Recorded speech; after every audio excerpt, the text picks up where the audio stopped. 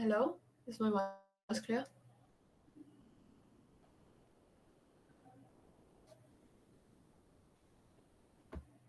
Hello,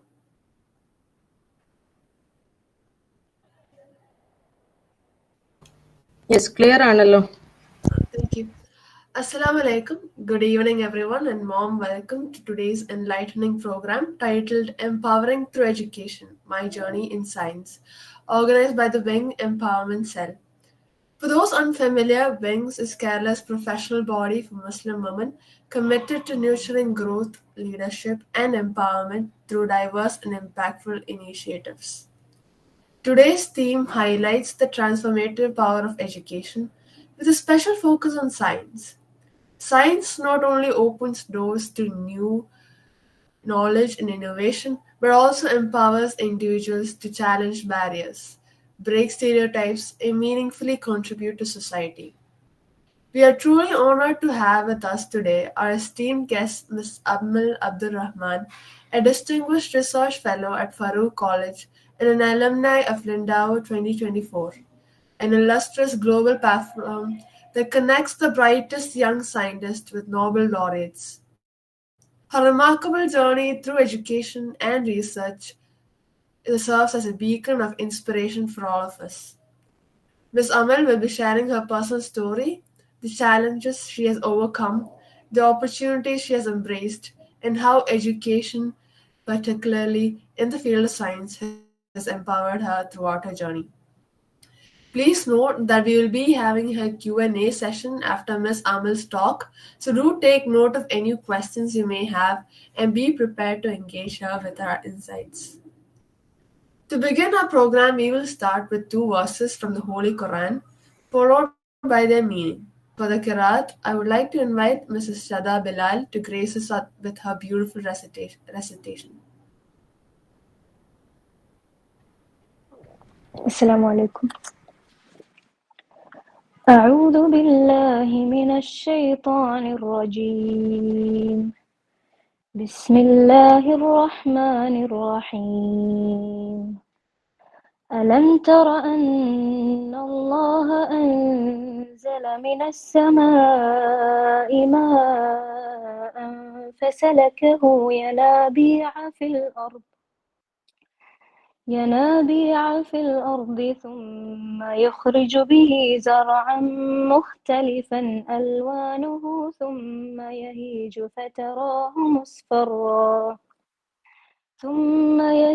فتراه مصفرا ثم يجعله حطاما إن في ذلك لذكرى لأولي الألباب. In the name of Allah, the most gracious, the most merciful. Do you not see that Allah sends down water from the sky and makes it flow as springs in the earth? Then He produces thereby crops of varying colors. Then they dry, and you see them turned yellow. Then He makes them debris. Indeed, in that is a reminder for those of understanding.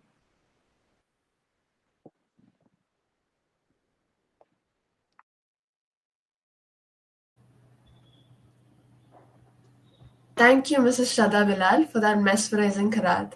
It has set a peaceful and reflective tone for our event. Next, it is my honor to invite Dr. Zahra EM, the coordinator of Wing State Empowerment Cell and a professor of the Electrical Department at Government Engineering College, Thrissur, to deliver the welcome address. Dr. Zahra, the floor is yours.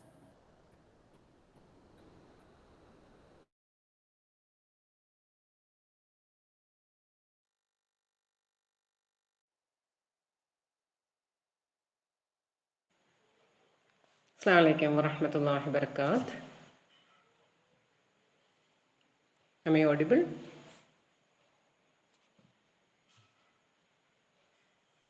കേക്കാം. Alhamdulillahi rabbil alameen. Assalatu assalamu ala rasulihil ameen wa ala alihi wa sahbihi ajma'in. Most beloved chief guest for today's program is Amal Abdul Rahman. Wing State President, Ms. Mehnaz Ashfaq, our State Executive Members, Chapter Heads, other members, Wing's Empowerment Team Coordinators, Ms. Tasneem, Ms. Subaida, my dear participants, and all other members over here, a very good evening to one and all. It's my honor and privilege to welcome you all to this special program titled Empowering Through Education, My Journey in Science, presented by Ms. Amal Abdul Rahman, a research fellow at Calicut University and Lindo Nobel Laureate alumnus 2024.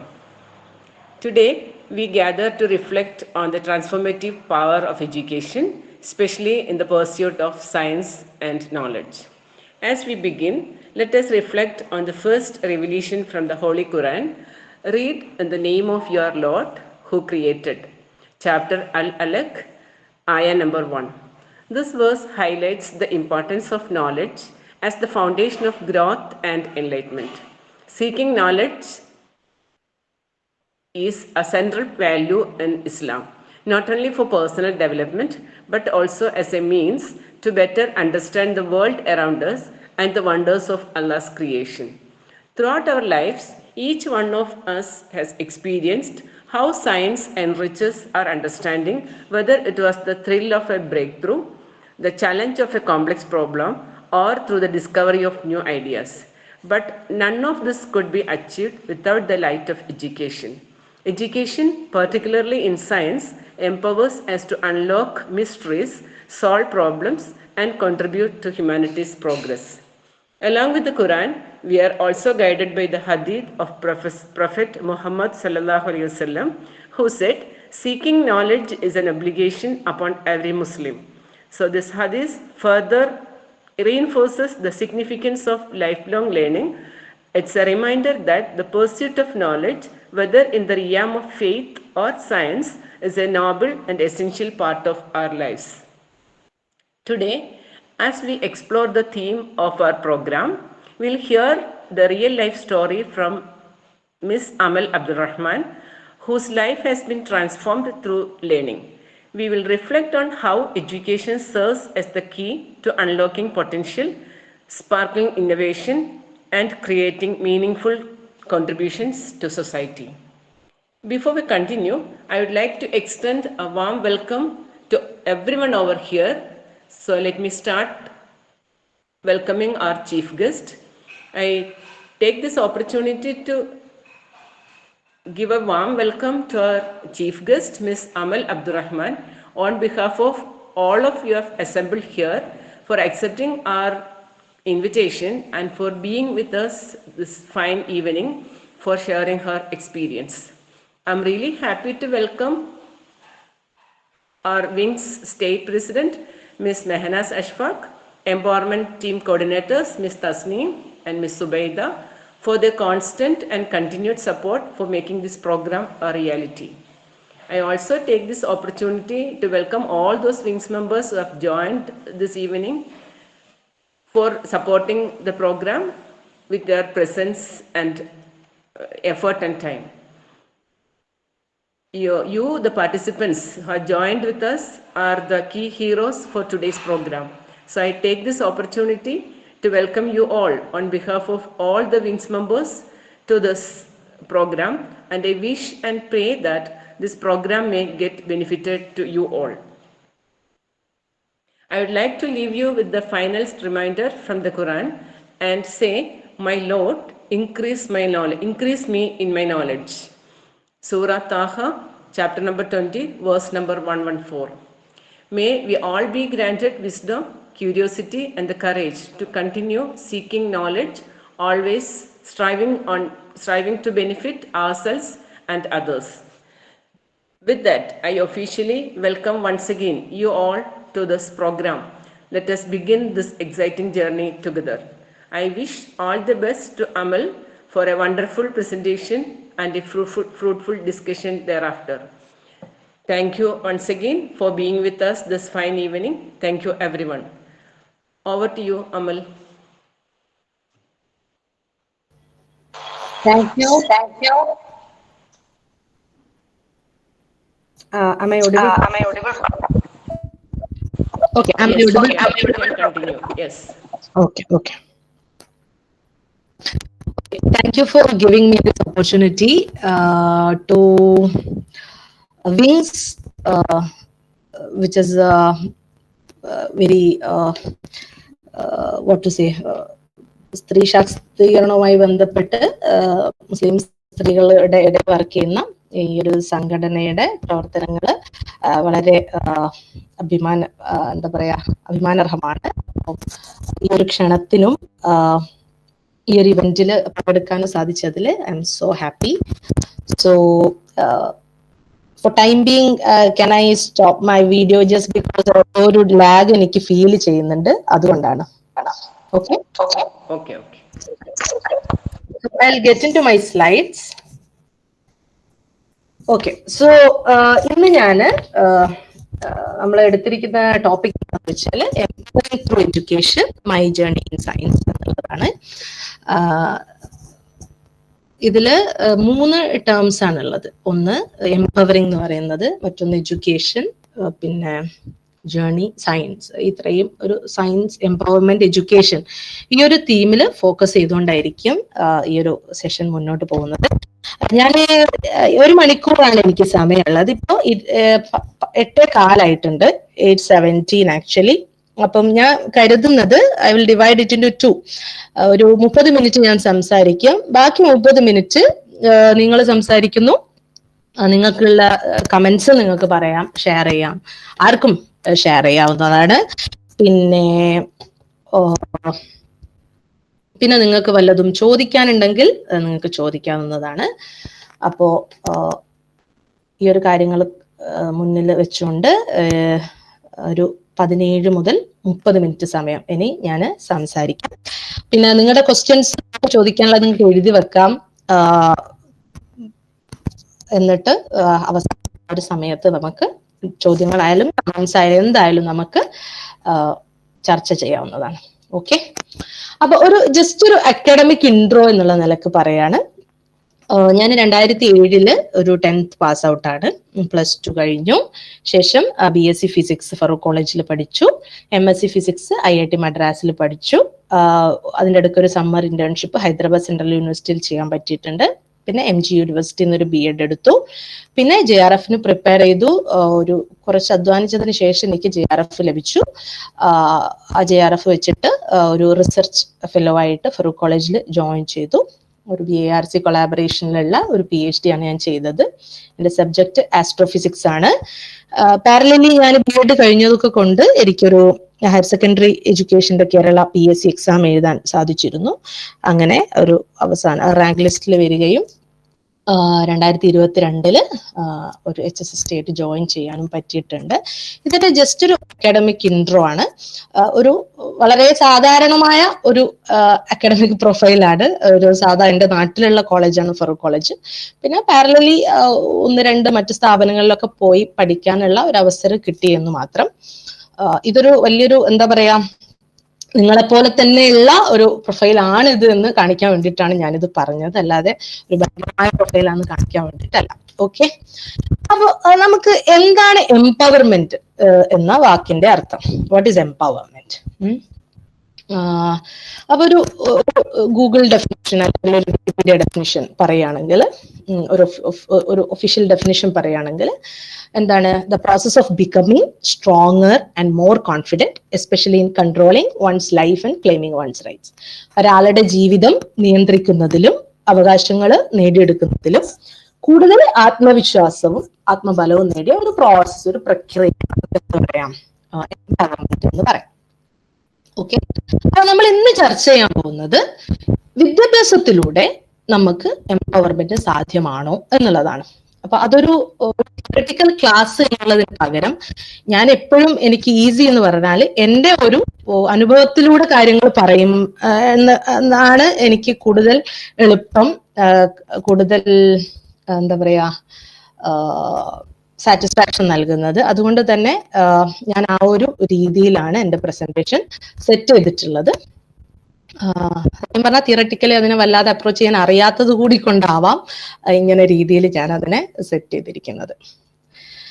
Okay, എന്തായാലും ഞാൻ എന്റെ ഒരു ജീവിതവുമായി ബന്ധപ്പെട്ട് ഈ ഒരു education പറയുന്നത് കൊണ്ട് തന്നെ എന്റെ പ്രിവിലേജിനെ കുറിച്ച് പറയാതെ ഞാൻ സ്റ്റാർട്ട് ചെയ്യുക അത് തെറ്റായ ഒരുപാട് കാര്യങ്ങള് മുന്നോട്ട് വെക്കും. അപ്പൊ എനിക്ക് ഞാൻ ജീവിച്ചു വന്ന സാഹചര്യങ്ങള്, ഞാൻ വളർന്ന സാഹചര്യങ്ങളുടെ ബേസിലാണ് ഞാൻ അച്ചീവ് ചെയ്ത എല്ലാ there's a network problem. ഒരു മിനിറ്റ് കേട്ടോ.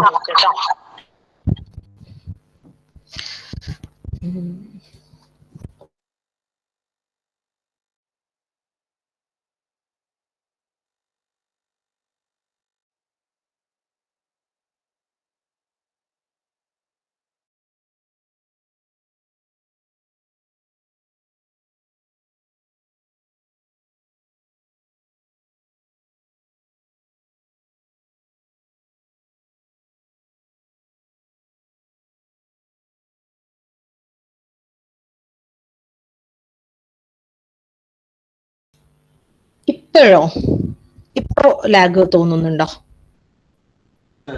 Okay, continue. Okay.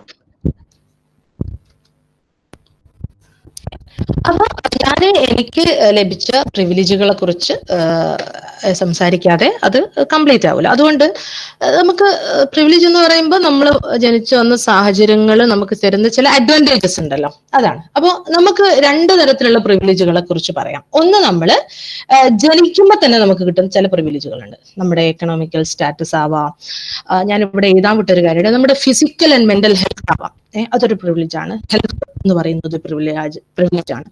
നമ്മൾ ജനിച്ചു വീണ സോഷ്യൽ സാഹചര്യങ്ങൾ, നമ്മുടെ നാട്ടില് കാര്യം എടുത്ത് പറയുകയാണെങ്കിൽ നമ്മൾ ജനിച്ചു വീണ കാസ്റ്റ്, ജെൻഡർ, ഇതൊക്കെ നമ്മുടെ പ്രിവിലേജുകളാണ്. അതേപോലെ തന്നെ എഡ്യൂക്കേഷണൽ കാര്യമുണ്ട്. എഡ്യൂക്കേഷനിൽ എങ്ങനെയാ വരുന്നതെന്ന് വെച്ചാൽ നമ്മൾ ഒരു സെക്കൻഡ് ജനറേഷൻ ലേണറായി ജനിക്കുക. ഓൾറെഡി നമ്മുടെ പൂർവികര് വിദ്യ അഭ്യസിച്ചവരാകുമ്പോൾ നമുക്ക് എഡ്യൂക്കേഷൻ ചില പ്രിവിലേജസ് ഉണ്ട്. അതായത് വിദ്യാഭ്യാസത്തിന്റെ പ്രാധാന്യം മനസ്സിലാക്കിയ ഒരു കുടുംബത്തിൽ നമ്മൾ ജനിക്കുക, പിന്നെ വിദ്യാഭ്യാസത്തിന്റെ എന്താ പറയാ അതിനെ പ്രൊമോട്ട് ചെയ്യുന്ന ഒരു ഫാമിലി എന്നുള്ള നിലക്കൊക്കെ ഉള്ളത് നമ്മുടെ ബൈ ബോൺ പ്രിവിലേജസ് ആണ്. അതേസമയത്ത് നമ്മൾ അക്വയർ ചെയ്യുന്ന ചില പ്രിവിലേജസ് ഉണ്ട്. അപ്പോൾ ഈ അക്വയർ ചെയ്യാൻ പറ്റുന്ന പ്രിവിലേജ് ആണ് എന്ത്? എഡ്യൂക്കേഷൻ എന്ന് പറയുന്നത്. അപ്പൊ നമ്മളിപ്പോ അങ്ങനത്തെ സാഹചര്യത്തിലൊന്നും അല്ല ജനിച്ചതെങ്കിലും നമ്മൾക്ക് അക്വയർ ചെയ്യാൻ പറ്റുന്ന ചില പ്രിവിലേജ് ആണ് എഡ്യൂക്കേഷണൽ, എക്കണോമിക്കൽ സ്റ്റാറ്റസുകളെല്ലാം തന്നെ. അപ്പോ ഈ പ്രിവിലേജിന്റെ കാര്യം പറയുമ്പോൾ എന്താന്ന് വെച്ചാൽ പലപ്പോഴും നമ്മള് ഉള്ള പ്രിവിലേജസിനെയോ നമ്മൾ മനസ്സിലാക്കാറില്ല. അതായത് പ്രിവിലേജഡ് ആയിട്ട് ജനിച്ച ആൾക്കാർക്ക് തന്നെ അതിന്റെ അതൊരു ബ്ലെസ്സിങ് ആണെന്നോ നമുക്ക് മനസ്സിലാക്കാൻ സാധിക്കാത്ത അവസ്ഥയും വരാറുണ്ട്.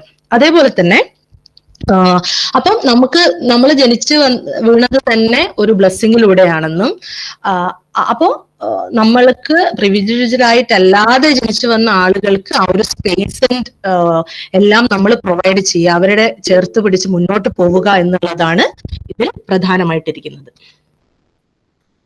ഓക്കെ, പ്രധാനമായിട്ടിരിക്കുന്നത്. പിന്നെയുള്ള എന്താന്ന് വെച്ചാല് എപ്പോഴും ഞാൻ അച്ചീവ്മെന്റിനെ കാണുന്നത് നമ്മൾക്ക് ഓൾറെഡി ലഭിച്ച സാഹചര്യത്തിൽ നിന്നും ഒരു പടി മുന്നോട്ട് പോവാൻ, അതിന്റെ ആ ഒരു സൗകര്യങ്ങൾക്കപ്പുറം നമ്മൾക്ക് മുന്നോട്ട് പോകാൻ സാധിച്ചിട്ടുണ്ടെങ്കിൽ അവരാണ് റിയൽ അച്ചീവേഴ്സ് എന്നാണ് ഞാൻ മനസ്സിലാക്കുന്നത്. ഇപ്പൊ ഞാൻ ഓൾറെഡി എഡ്യൂക്കേറ്റഡ് ആയ ഒരു ഫാമിലിയിൽ ജനിച്ച് വീണ്ടും ഞാൻ എന്റെ എഡ്യൂക്കേഷണൽ അച്ചീവ്മെന്റ്സ് പറയുന്നതിൽ വലിയ കാര്യമാണ്. പക്ഷെ അവർക്കൊന്നും നേടിയെടുക്കാൻ പറ്റാത്ത എന്റെ പ്രിവിലേജിന് അപ്പുറമുള്ള എന്തെങ്കിലും എനിക്ക് നേടാൻ കഴിഞ്ഞിട്ടുണ്ടെങ്കിൽ അവരാണ് അച്ചീവേഴ്സ്. അപ്പൊ ഞാൻ എപ്പോഴും ഫസ്റ്റ് ജനറേഷൻ ലേണേഴ്സിനെയാണ്, ഞാനൊരു സെക്കൻഡ് ജനറേഷൻ ലേണറാണ്, ഫസ്റ്റ് ജനറേഷൻ ലേണേഴ്സിനെയാണ് ഞാൻ ഒരുപാട് റെസ്പെക്ട് എപ്പോഴും കൊടുക്കാറുള്ളത്. കാര്യം വളരെ ബുദ്ധിമുട്ടിയിട്ടാണ്, അങ്ങനെ അല്ലാത്ത സാഹചര്യങ്ങളിൽ നിന്നും പഠിച്ചിട്ടാണ് അവര് അച്ചീവ് ചെയ്യുന്നത് എന്നുള്ളത് കൊണ്ട്. അപ്പൊ ഇതാണ് ഒരു കാര്യം. അപ്പൊ ഞാനൊരു മിഡിൽ ക്ലാസ് എക്കണോമിക്കൽ സ്റ്റാറ്റസിൽ വളർന്ന ആളാണ്, ഞാനൊരു സെക്കൻഡ് ജനറേഷൻ ലേണറാണ്. ഞാന് അതുകൊണ്ടുള്ള എല്ലാ പ്രിവിലേജസിലും നിന്നുകൊണ്ടാണ് ഞാൻ എന്റെ അച്ചീവ്മെന്റിനെ കുറിച്ചും എന്റെ എന്ത് കാര്യത്തെക്കുറിച്ചും നിങ്ങൾ വിലയിരുത്തുമ്പോൾ അങ്ങനെ ഒരു പ്രിവിലേജോട് കൂടിയാണ് ഞാൻ ഇതിലേക്ക് എത്തിച്ചേർന്നതെന്ന് മനസ്സിലാക്കിയിട്ട് വേണം കാര്യങ്ങൾ എടുക്കാൻ. ഓക്കെ, സെറ്റ് ചെയ്തുകൊണ്ടിട്ട് പ്രസന്റേഷനിലേക്ക് പോവാം. അപ്പൊ ഞാൻ BSc ചെയ്യുന്നത് ഫറൂഖ് കോളേജിലാണ്. അപ്പോൾ ഞാൻ 12th കഴിഞ്ഞപ്പോൾ എന്റെ ക്ലാസ്സിൽ അധിക പേരും മെഡിക്കൽ എഞ്ചിനീയറിംഗ് ഫീൽഡിൽ പോകുന്ന ഒരു ട്രെൻഡ് ഉള്ള ഒരു സമയത്താണ് ഞാൻ BSc ഫിസിക്സ് ചൂസ് ചെയ്യുന്നത്. അത് ആക്ച്വലി എനിക്ക് ആ സബ്ജക്റ്റിനോടുള്ള ഒരു താല്പര്യവും സയൻസിനോടുള്ള ഒരു താല്പര്യവും പിന്നെ ഒരു ക്യാമ്പസ് ഫറൂഖ് കോളേജ് നല്ല ക്യാമ്പസ് ആണെന്നുള്ള ഒരു കേട്ടറിവും ഇതിലൊക്കെയാണ് ഞാൻ അങ്ങനെ ആ ഒരു സെലക്ഷൻ നടത്തുന്നത്. അപ്പോൾ ഇത് എൻ്റെ ഒരു എന്താ പറയാ, അതെന്റെ ഒരു സെലക്ഷൻ ഓർ എൻ്റെ ഒരു ചോയ്സ് ആയിരുന്നു. അപ്പൊ എത്ര പേർക്ക് നമ്മൾ പഠിക്കുന്ന ഒരു വിഷയത്തിലാണെങ്കിൽ നമ്മൾ പഠിക്കുന്ന സബ്ജക്ട് നമ്മുടെ ഒരു ചോയ്സ് ആവുന്നുണ്ട്, നമ്മൾ പഠിക്കുന്ന സ്ഥാപനം നമ്മൾ ചൂസ് ചെയ്യാറുണ്ട്. അപ്പോ ഇങ്ങനത്തെ ഒരു ചോയ്സ് നമുക്ക് എപ്പോഴും വിദ്യാഭ്യാസത്തിൽ വളരെ പ്രധാനമാണ്. കാര്യം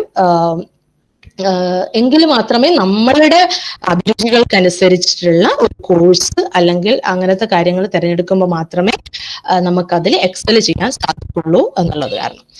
അപ്പൊ ഇതില് ഫറൂഖ് കോളേജിൽ ഞാൻ എപ്പോഴും എന്റെ പാഷൻസ് ലെക്ചർ ചെയ്യാൻ ശ്രമിച്ചിട്ടുണ്ട്. എന്റെ പാഷൻസ് എപ്പോഴും നർച്ചർ ചെയ്യാൻ ശ്രമിച്ചിട്ടുണ്ട്. അതിലിപ്പോ ഒരു ഫറൂഖ് കോളേജ് പോലത്തെ ക്യാമ്പസ് നമുക്ക് നൽകുന്ന ഒരുപാട് ഓപ്പർച്യൂണിറ്റീസ് ഉണ്ട്. അതിൽ പെട്ടതാണ് മറ്റുള്ള ഒരുപാട് engagements like NSS, palliative care, tip, ഇങ്ങനെ ടോട്ടൽ ഇംപ്രൂവ്മെന്റ് പ്രോഗ്രാം, മറ്റ് ക്യാമ്പസ് എൻഗേജ്മെന്റ്സ്, പൊളിറ്റിക്സ്, ഇങ്ങനെയൊക്കെയുള്ള ഒരുപാട് എൻഗേജ്മെന്റ്സിലൂടെ തന്നെ കടന്നു പോയത് കൊണ്ട് തന്നെ അതുകൊണ്ടുള്ള പല മെച്ചങ്ങളും ലൈക്ക് ലീഡർഷിപ്പ് സ്കിൽസ് പിന്നെ മറ്റ് എന്താ പറയുക പ്രസന്റേഷൻ സ്കിൽസ്, ഇങ്ങനെയൊക്കെയുള്ള ക്വാളിറ്റീസ് നമുക്ക് ഡെവലപ്പ് ചെയ്യാൻ സാധിക്കുന്നത് ഇങ്ങനെയൊക്കെയുള്ള ഒരു സാഹചര്യത്തിലൂടെ ബുക്കിഷ് എന്നുള്ളതിനുപരിയുള്ള ആക്ടിവിറ്റീസ് നമ്മളുടെ മുന്നോട്ടുള്ള കരിയറിൽ ഒരുപാട് ഹെൽപ്പ് ചെയ്തിട്ടുണ്ട് എന്നുള്ളതാണ് ഞാൻ പറയാൻ ശ്രമിക്കുന്നത്. പിന്നെ ഞാൻ MSc ചെയ്തിരിക്കുന്നത് IIT മദ്രാസിലാണ്. ആക്ച്വലി ഇതൊരു എൻട്രൻസ് ആണ്, ജോയിന്റ് അഡ്മിഷൻ ഫോർ മാസ്റ്റേഴ്സ് എന്ന് പറയുന്ന ഒരു എക്സാം എഴുതിയിട്ട് വേണം നമുക്ക് IIT മദ്രാസിൽ MSc പഠിക്കണമെങ്കിൽ ഈ ഒരു എക്സാം നമ്മൾ ക്ലിയർ ചെയ്യണം. അപ്പോൾ അതിലുള്ള ഇപ്പോഴത്തെ പല NITസിലൊക്കെ സെലക്ഷൻ വരുന്നത് ഈ ഒരു എക്സാം ത്രൂ ആണ്. അപ്പൊ ഒരു IITian ആവാന്നുള്ളത് എനിക്ക് +2 കഴിഞ്ഞപ്പോഴേ ഒരു ഇൻട്രസ്റ്റ് ഉള്ള ഒരു കാര്യമായിരുന്നു.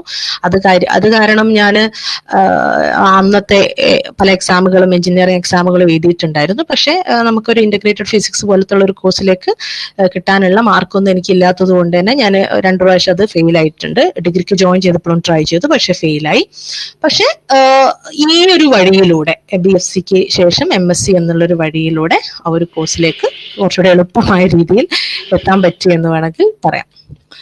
അപ്പൊ ഇങ്ങനെ ഒരു ക്യാമ്പസിലേക്ക് നമുക്ക് എത്തുമ്പോൾ പ്രത്യേകിച്ച് നമ്മുടെ നാടും ചുറ്റുപാടും അല്ല, അതിന് പുറത്തുള്ള ഒരു സാഹചര്യത്തിലേക്ക് നമ്മൾ എത്തുമ്പോൾ നമ്മുടെ ഒരു നോളജ് എക്സ്പീരിയൻഷ്യൽ ഹൊറൈസൺ അത് വലുതാക്കുന്നുണ്ട്. അതിൽ പെട്ടതൊന്നാണ് ഈ IIT മദ്രാസ് ക്യാമ്പസ് എന്ന് പറയുന്നത്. വളരെ ബ്യൂട്ടിഫുൾ ആയിട്ടുള്ള ക്യാമ്പസ് ആണ്. അപ്പോൾ ഇങ്ങനെയും ക്യാമ്പസുകൾ ഉണ്ടാകുമോ, ഇങ്ങനെയും ക്യാമ്പസുകൾ, കുരങ്ങനെ കാണുന്ന ക്യാമ്പസ്, മാനിനെ കാണുന്ന ക്യാമ്പസ്, ഇങ്ങനെ വിശാലമായ ക്യാമ്പസുകൾ ഉണ്ടാവും, ഇത്ര ഗ്രീനായ ക്യാമ്പസ് ഉണ്ടാകുമോ എന്നൊക്കെ നമ്മൾ ആലോചിക്കുന്നതും മനസ്സിലാക്കുന്നതും ഇങ്ങനെയുള്ള ഒരു സിറ്റുവേഷനിലേക്ക് എത്തുമ്പോഴാണ്.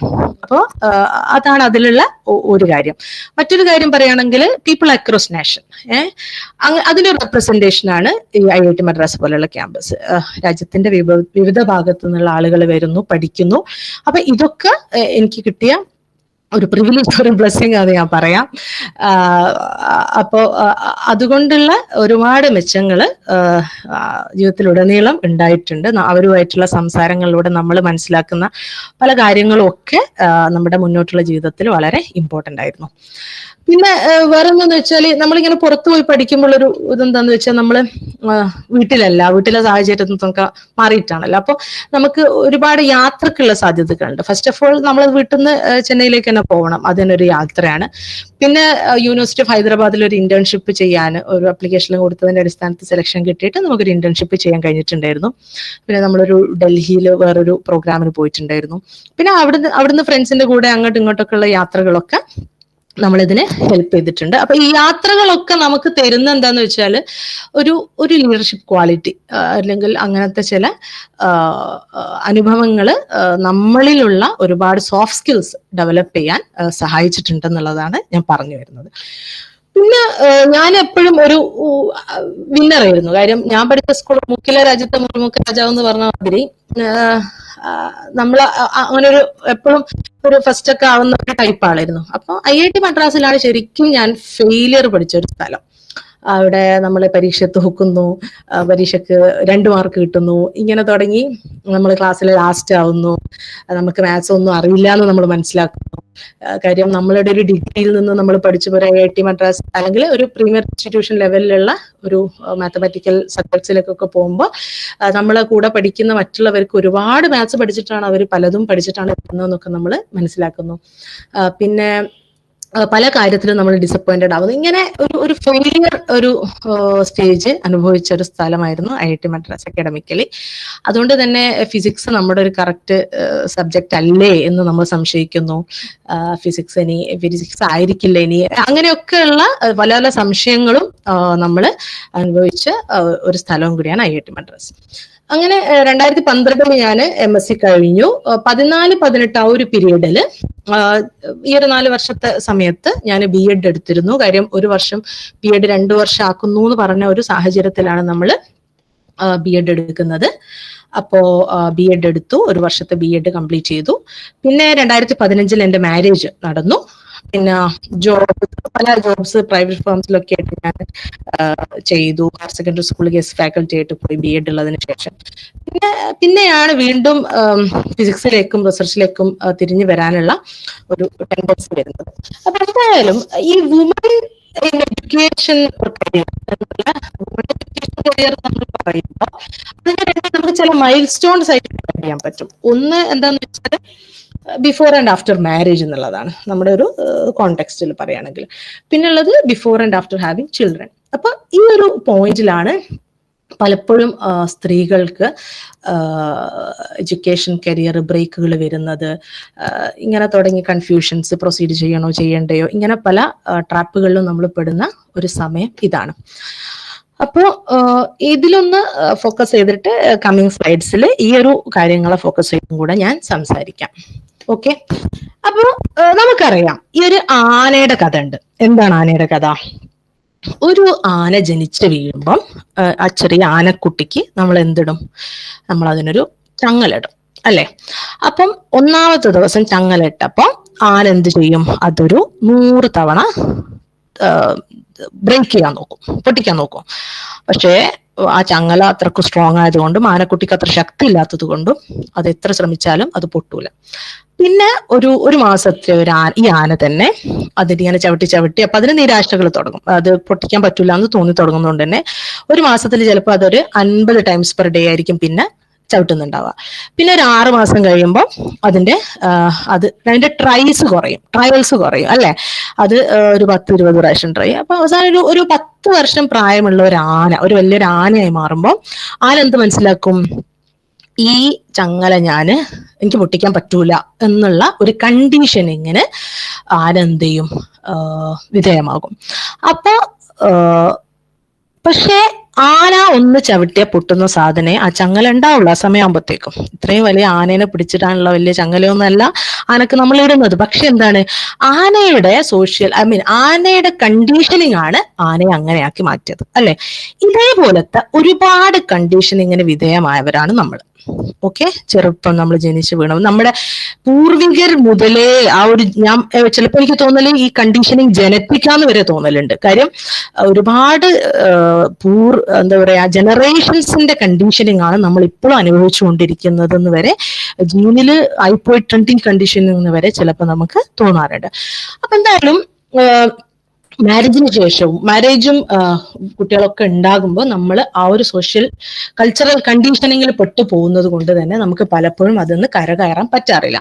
അപ്പൊ എനിക്ക് ഒരു മാരേജ് കഴിഞ്ഞ് കുറച്ചു കാലം കഴിഞ്ഞപ്പം എന്താണ്, ഓക്കെ, ഞാൻ ഫിസിക്സ് പറ്റൂല എന്ന് വിചാരിച്ചെടുത്തുനിന്ന് ഐ തോട്ട് ആ ഫിസിക്സിലേക്ക് തന്നെ തിരിച്ചു വരണം എന്നുള്ള ആഗ്രഹം തുടങ്ങുകയും ഒരു 2016 ആ ഒരു സമയം മുതൽ ഞാൻ ഇനിയിപ്പോ MSc കഴിഞ്ഞ ഓഫ് കോഴ്സ് ഒരു PhD ഒരു റിസർച്ച് ആസ്പിരന്റ് എന്നുള്ള നിലയ്ക്ക് ആ ഒരു തലത്തിലേക്ക് നീങ്ങാൻ തുടങ്ങുകയും സത്യം പറഞ്ഞ ഒരു 2.5-3 വർഷത്തോളം പ്രിപ്പയർ ചെയ്തതിന് ശേഷം എന്റെ മോന് എനിക്കൊരു എത്ര വയസ്സിലുണ്ടായത്, ഒരു 2016 എനിക്ക് മോനുണ്ടായിട്ടുണ്ട്. അപ്പൊ അതിനുശേഷം പല അറ്റംപ്റ്റ്സും നടത്തി ട്രൈ ചെയ്തു. അവസാനം 6ാമത്തെ സമയം എനിക്കൊരു CSIR UGC നെറ്റ് JRF തന്നെ കിട്ടിയെന്ന് പറയാം. അങ്ങനെ പാരലലി ആ ഒരു പീരീഡിൽ നമ്മൾ higher secondary school teacher exam prepare ചെയ്യുന്നുണ്ടായിരുന്നു. അങ്ങനെ with lot of luck and blessing ആ ഒരു ലിസ്റ്റിലും കയറിപ്പെടാൻ സാധിച്ചു. ഓക്കെ, അപ്പൊ ഈ ഒരു 18-19 പീരീഡ് നമ്മളൊരു 3-4 വർഷത്തെ ഒരു ഇൻവെസ്റ്റ്മെന്റിന്റെ ചെറിയ ചെറിയ വിജയങ്ങൾ കണ്ട ഒരു സമയം എന്ന് വേണമെങ്കിൽ നമുക്ക് പറയാം. അപ്പം ഇങ്ങനെ പിന്നെ എൻ്റെ വീട്ടിനടുത്തുള്ള ഒരു കോളേജിൽ ഞാൻ PhDക്ക് ജോയിൻ ചെയ്തു. കാര്യം കുട്ടിയുണ്ട്. ഈ ഒരു സാഹചര്യങ്ങളൊക്കെ കൊണ്ട് തന്നെയാണ് നമ്മൾ ഫറൂഖ് കോളേജ് എന്ന് പറഞ്ഞ സ്ഥലത്ത് ജോയിൻ ചെയ്യുക. മാത്രമല്ല എൻ്റെ ഏറ്റവും ഫേവറേറ്റ് ആയിട്ടുള്ള എൻ്റെ മാമും എൻ്റെ അണ്ടർ തന്നെയാണ് എനിക്ക് ജോയിൻ ചെയ്യാൻ പറ്റിയെന്നുള്ള ആ ഒരു കംഫർട്ടും എനിക്കുണ്ടായിരുന്നു. അപ്പം അങ്ങനെ ഫറൂഖ് കോളേജിൽ ഒരു PhDക്ക് ജോയിൻ ചെയ്യുകയും ആസ്ട്രോഫിസിക്സ് സബ്ജക്റ്റിൽ ചെയ്യണം എന്നുള്ളത് കൊണ്ട് തന്നെ ഒരു കൊളാബറേറ്ററെ BRC അറ്റോമിക് റിസർച്ച് സെന്റർ മുൻപേ നിന്ന് കണ്ടുപിടിക്കുകയും ചെയ്തു. സത്യം പറഞ്ഞാൽ നമ്മളൊരു റിസർച്ചിലേക്ക് കയറുമ്പം ഒരുപാട് കാര്യങ്ങൾ അതിന്റെ മുന്നേ റിസർച്ച് ചെയ്യണം എന്നാ ഞാൻ പറയാം. കാര്യം ഒരു 5 വർഷത്തെ ഏർപ്പാടിൽ നമ്മൾ ഇൻവോൾവ് ആവാൻ പോവാണ്. അപ്പം ഒരുപാട് കാര്യങ്ങളെ മാറ്റർ ചെയ്യുന്ന ഒരു സംഭവമാണ് അത്. അപ്പം ഒരുപാട് ആലോചിച്ചും ഇതാക്കിയൊക്കെ എടുത്ത ഒരു തീരുമാനമായിരുന്നു ഫറൂഖ് കോളേജിൽ ജോയിൻ ചെയ്യാന്നുള്ളത്. അത് വളരെ എഫക്റ്റീവായിട്ട് എനിക്ക് ടൈമിലേറ്റ് പൂർത്തീകരിക്കാൻ സാധിച്ചു.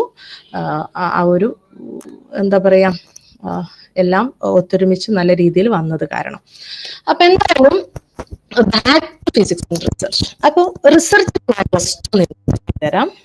കാര്യം ഏതൊരു ഒരു ബുദ്ധിപരമായ ഗർഭധാരണമാണെന്ന് നമുക്ക് പറയാം. ഓക്കെ, അല്ലെങ്കിൽ ഒരു ഇന്റലക്ച്വൽ പ്രഗ്നൻസി. കാര്യം നമ്മളൊരു പ്രഗ്നൻസിയിൽ എങ്ങനെയാണോ നമ്മുടെ സൂക്ഷിക്കുന്നത് അല്ല അതിനെ കൊണ്ടു നടക്കുന്നത്, അതേ ഒരു എഫേർട്ട് എടുത്ത് ഒരു ഡെയിലി നമ്മൾ അതിൽ ഇൻവെസ്റ്റ് ചെയ്തുകൊണ്ട് കൺസിസ്റ്റന്റ് ആയിട്ടുള്ള ഒരു 4-5 വർഷത്തെ ഒരു ഏർപ്പാട് തന്നെയാണ് റിസർച്ച് എന്ന് പറയുന്നത്. അത് ഒരുപക്ഷെ നമുക്കത് ചെയ്യുമ്പോൾ മനസ്സിലാവില്ല, പക്ഷെ ഒരു സബ്മിറ്റ് ചെയ്യുന്ന ഒരു സമയത്ത് നമ്മൾ അതിൽ ഇൻവെസ്റ്റ് ചെയ്ത ടൈമും എനർജിയും നമ്മൾ പിന്നീട് ആലോചിക്കുമ്പോൾ നമുക്കത് മനസ്സിലാവും. അപ്പം അതുകൊണ്ട് തന്നെയാണ് എൻ്റെ സബ്മിഷൻ സമയത്ത് ഞാൻ 5 years of intellectual pregnancy is now born എന്ന് ഞാൻ എഴുതേണ്ടി വന്നത്. അത് വളരെ നാച്ചുറലായിട്ട് വന്നൊരു സ്റ്റേറ്റ്മെന്റ് ആണ്. കാര്യം അങ്ങനെ നമ്മൾ കൊണ്ടു നടന്നിട്ടാണ് നമുക്ക് അങ്ങനെ ഒരു വർക്ക് അല്ലെങ്കിൽ ഒരു PhD എന്നുള്ള ഒരു വർക്ക് നമുക്ക് പൂർത്തീകരിക്കാൻ സാധിക്കുന്നത്. അപ്പൊ അതാണ് ഇതിലുള്ള ഒരു കാര്യം. അപ്പോൾ നമ്മൾ എത്രമാത്രം അതിൽ ഇൻവെസ്റ്റ് ചെയ്യുന്നു എന്നുള്ളതാണ് ഈ ഒരു ബുദ്ധിപരമായ ഗർഭധാരണത്തിന്റെ പ്രത്യേകത. അപ്പോൾ അതിൻ്റെ ഇടയ്ക്ക് നമുക്ക് ഒരുപാട് പ്രയാസങ്ങൾ ഉണ്ടാവാം. നമ്മുടെ തലച്ചോറാണ് നമ്മൾ ഏറ്റവും കൂടുതൽ ഇൻവെസ്റ്റ് ചെയ്യുന്നത്. അപ്പം അതിലുള്ള കുറെ അപ്സ് ആൻഡ് ഡൗൺസ് ഒക്കെ ഫേസ് ചെയ്തിട്ട് തന്നെയാണ് നമ്മളിത് പൂർത്തീകരിക്കുന്നത്. ഏതൊരു PhD കാരനും, അതാണാവട്ടെ പെണ്ണാവട്ടെ ആരായാലും ഇത് പൂർത്തീകരിക്കണം. അപ്പം ഈ PhD നമുക്ക് ഓഫർ ചെയ്യുന്ന അല്ലെങ്കിൽ നമ്മൾക്ക് തുറന്നിടുന്ന ഒരുപാട് ഓപ്പർച്യൂണിറ്റീസ് ഉണ്ട്. അതിലെ ചില എലമെന്റ്സ് ആണ് ഞാൻ ഇനി പറയാൻ പോകുന്നത്. ഓക്കെ, അതിൽ ഇപ്പൊ ഞാൻ എൻ്റെ അനുഭവം മാത്രമല്ല, ഞാൻ ഈ ഒരു സെഷന് വേണ്ടിയിട്ട് എൻ്റെ ചില ഫ്രണ്ട്സിനോടൊക്കെ സംസാരിച്ചതിന്റെ അടിസ്ഥാനത്തിലാണ് ഞാൻ ഈ ഒരു പ്രസന്റേഷൻ ഉണ്ടാക്കിയിട്ടുള്ളത്. അപ്പൊ അതിലൊരു ഫ്രണ്ടിനോട് ഷെയർ എൻ്റെ ഒരു അനുഭവമാണ് നമുക്ക് കിട്ടുന്നത് എന്താന്ന് വെച്ചാൽ, ഒന്ന് യാത്രാ സ്വാതന്ത്ര്യവും യാത്രയെക്കുറിച്ചുള്ള അറിവും. ഓക്കെ, അപ്പൊ സ്ത്രീകൾക്ക് പലപ്പോഴും നമുക്ക് നിഷേധിക്കപ്പെടുന്ന ഒരു സംഭവമാണ്. ഇന്നിപ്പോ ന്യൂജൻ യാത്രയോട് വളരെ അത് വളരെ നോർമലൈസ്ഡ് ആയിട്ടുണ്ട്. പക്ഷെ അത് ഒരു സ്ട്രഗിളിന്റെ പിന്നിൽ വന്ന ഒരു സംഭവമാണ്. പക്ഷെ എല്ലാ ന്യൂജനും അങ്ങനെയാണെന്നും നമ്മൾ പറയുന്നില്ല. സ്റ്റിൽ നമ്മളുടെ കണ്ടീഷനിങ്ങിന്റെ ഭാഗമായിട്ട് യാത്ര ചെയ്യാൻ സാധിക്കാത്ത ഒരുപാട് ആളുകൾ ഉണ്ട് നമുക്ക് ചുറ്റും, പല കാരണങ്ങൾ കൊണ്ടാണ്. അപ്പം ഈ ഫ്രീഡം ടു ട്രാവൽ അല്ലെങ്കിൽ യാത്രാ സ്വാതന്ത്ര്യം എന്ന് പറയുന്നത് നമുക്ക് PhDയിൽ ലഭിച്ചു പോകും കുറെയൊക്കെ. അതിൻ്റെ ഒരു കാരണം എന്താന്ന് വെച്ചാൽ, നമ്മൾ യാത്ര ചെയ്യേണ്ടി വരും. ഈ PhD കംപ്ലീറ്റ് ചെയ്യണമെങ്കിൽ നമ്മൾ പല ആവശ്യങ്ങൾക്കായിട്ട് പല സ്ഥലത്ത് പല ആളുകളെ കാണാനായിട്ട് പല കോൺഫറൻസുകളൊക്കെ ആയിട്ട് നമ്മൾ പോകേണ്ടി വരും. അതിനുള്ള കുറെ ഓപ്പർച്യൂണിറ്റീസും നമ്മുടെ മുന്നിലുണ്ടാവും. അപ്പൊ ആ ഒരു യാത്രക്കുള്ള സ്വാതന്ത്ര്യം നമുക്ക് ലഭിക്കും. അതേപോലെ തന്നെ യാത്രകളെ കുറിച്ചുള്ള ചില അറിവുകൾ ഉണ്ടല്ലോ. നമ്മളിപ്പോ ഒരു എക്സാമ്പിൾ ഔട്ട് ഓഫ് കൺട്രി യാത്ര ചെയ്യാണ്, അപ്പൊ അതിന്റെ പ്രൊസീജിയേഴ്സ് എന്തൊക്കെയാണ്, ഇങ്ങനെ തുടങ്ങി ഒരു യാത്രയുമായി ബന്ധപ്പെട്ട് കിടക്കുന്ന ഒരുപാട് അറിവും നമുക്ക് ഇതിലൂടെ കിട്ടുന്നുള്ളതാണ്. പിന്നെ നമ്മൾ കുറെയൊക്കെ ഒരു കോൺഫിഡന്റും ആയി മാറും യാത്രയിൽ. അപ്പൊ ഈ യാത്ര ഞാനിപ്പോ ഇത്രയും രാജ്യങ്ങളിൽ എനിക്ക് സഞ്ചരിക്കാൻ സാധിച്ചിട്ടുണ്ട്. അപ്പൊ ഇത് എനിക്ക് നേടിത്തന്നത് എൻ്റെ വിദ്യാഭ്യാസം മാത്രം അല്ലെങ്കിൽ എൻ്റെ റിസർച്ച് മാത്രമാണ്. എനിക്ക് ഇത് ട്രാവൽ ചെയ്യാനുള്ള ഒരു ഫിനാൻഷ്യലി ഞാൻ റിച്ച് അല്ല, ഇത്രയും രാജ്യങ്ങൾക്ക് ട്രാവൽ ചെയ്യാൻ എൻ്റെ അടുത്ത് പൈസ ഇല്ല. എൻ്റെ കുടുംബം അങ്ങനെ പൈസ തന്ന് എനിക്ക് യാത്ര ചെയ്യാനുള്ള ഒരു പ്രിവിലേജ് എനിക്കില്ല. പക്ഷേ ഇതെനിക്കൊരു അക്വേർഡ് പ്രിവിലേജ് ആണ്, വിദ്യാഭ്യാസത്തിലൂടെ ഞാൻ നേടിയെടുത്ത ഒരു പ്രിവിലേജ് ആണിതെന്ന് ഞാൻ പറയും. ഓക്കെ വിദ്യാഭ്യാസത്തിലൂടെ ഞാൻ നേടിയെടുത്ത ഒരു പ്രിവിലേജ് തന്നെയാണിത്. അപ്പോൾ അതാണ് ഞാൻ പറയുന്നത്, വിദ്യാഭ്യാസത്തിലുള്ള ശാക്തീകരണത്തിന്റെ ഉള്ള ഓപ്പർച്യൂണിറ്റീസ് വളരെ കൂടുതലാണ്. എംപവർമെന്റ് ത്രൂ എഡ്യൂക്കേഷൻ എന്ന് പറയുമ്പോൾ അത് പല രീതികളിലായിരിക്കും നമ്മുടെ മുന്നിൽ പ്രത്യക്ഷപ്പെടുക.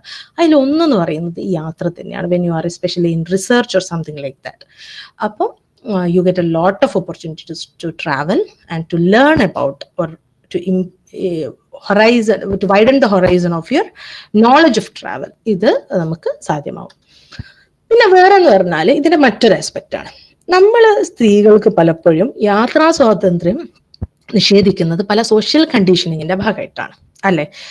അപ്പോ പിന്നെ നമ്മൾ അതിൽ ട്രാപ്ഡ് ആണ്. ആ ഒരു ആനന്റെ ചങ്ങലേനെ പറഞ്ഞ മാതിരി we are trapped in it. അപ്പോൾ നമുക്ക് ഒരു നോർമൽ സ്കൂളിൽ പോയി വരുന്ന ഒരു സമയമുണ്ട്, അല്ലെങ്കിൽ കോളേജിൽ പോയി വരുന്ന ഒരു സമയമുണ്ട്. അതിന് പുറത്തേക്കുള്ള ഒരു യാത്രാ സമയം, രാത്രി ട്രാവൽ ചെയ്യുക, പിന്നെ കുട്ടികളെ വീട്ടിൽ വെച്ച് ട്രാവൽ ചെയ്യുക, 2 ദിവസത്തേക്ക് വീട്ടിൽ ഇല്ലാതിരിക്കുക, ഇങ്ങനെയൊക്കെയുള്ള ആവശ്യങ്ങൾ ചിലപ്പം ഈ ഒരു സമയത്ത് നമുക്ക് ഉണ്ടാവാറുണ്ട്. ഒരു റിസർച്ച് ലൈഫ് മറ്റു പല പ്രൊഫഷനിലും ഉണ്ടാവും, എങ്കിലും ഞാനൊരു റിസർച്ച് ലൈഫിലും അങ്ങനത്തെ ഒരു ലൈഫിലും ഫോക്കസ് ചെയ്ത് പറയുന്നുണ്ട്, അങ്ങനെ ഉണ്ടാവാറുണ്ട്.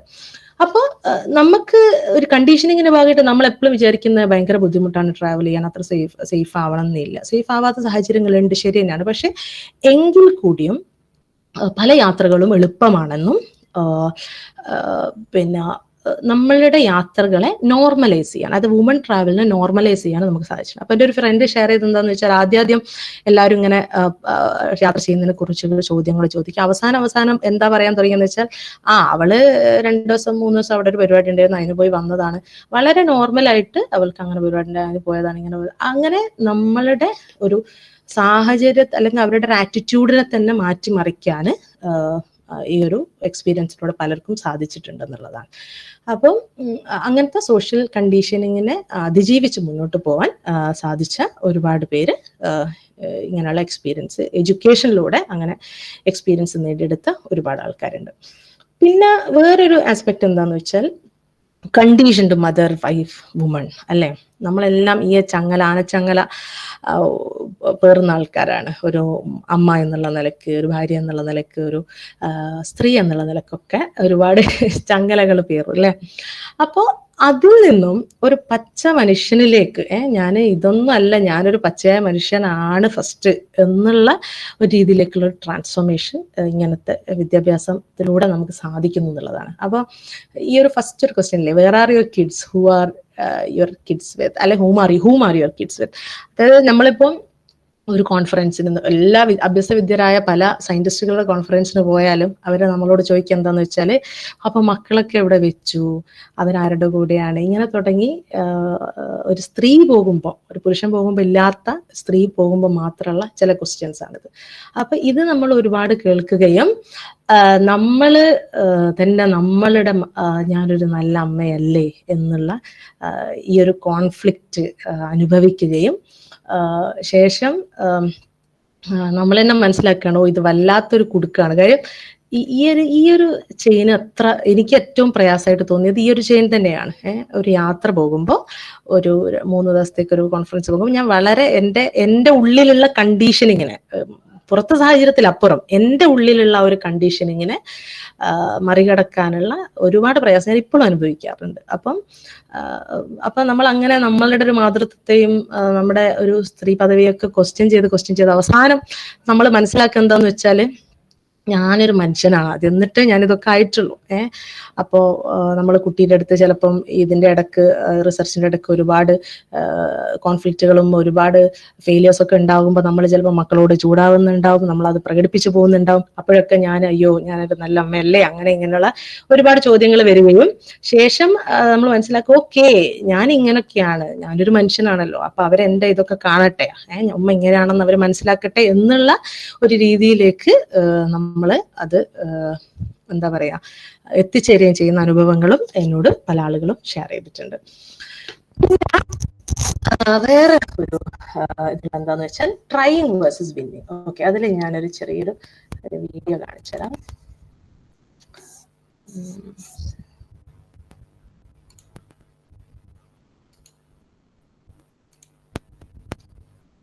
ഓക്കെ,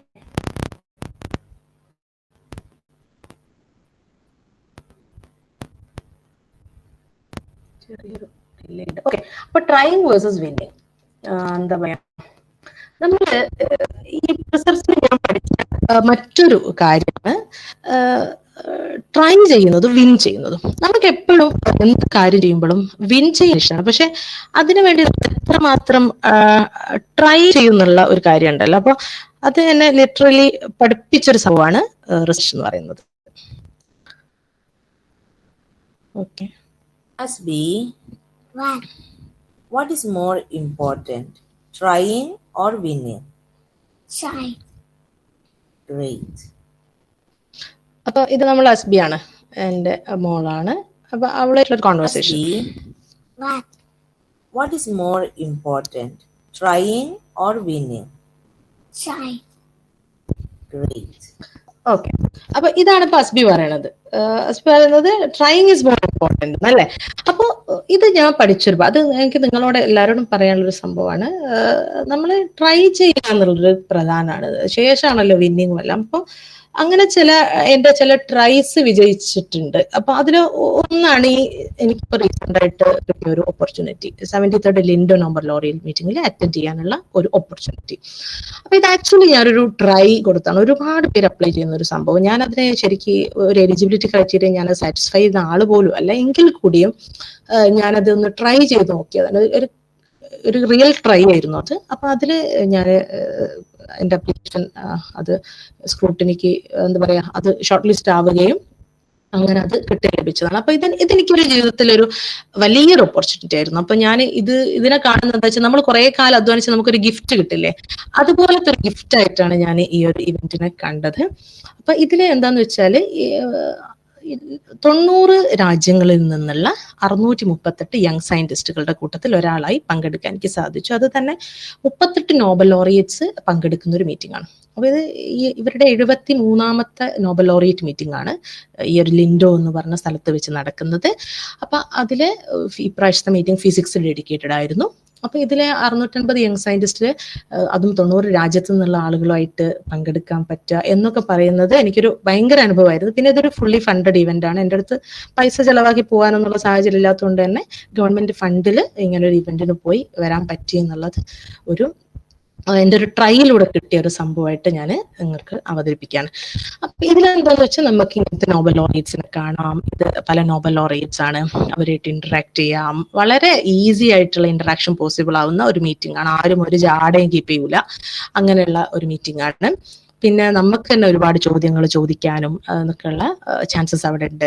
അപ്പൊ ഈ ഒരു ആസ്ക് ക്വസ്റ്റ്യൻ ഉള്ളത് ഞാൻ എപ്പോഴും ട്രൈ ചെയ്തൊരു സംഭവമാണ്. എപ്പോഴും ക്ലാസ്സിലായാലും ഞാൻ ചോദിക്കായിരുന്നു. അപ്പം ഈ ആസ്കിങ് ക്വസ്റ്റ്യൻ എന്നുള്ളത് നമ്മളുടെ ഒരു ലീഡർഷിപ്പ് ക്വാളിറ്റിനെ ഒരുപാട് വലുതാക്കും. ആ ആസ്കിങ് ക്വസ്റ്റ്യനിലൂടെ ഞാൻ നേടിയെടുത്ത കോൺഫിഡൻസ് വലുതാണ് എപ്പോഴും.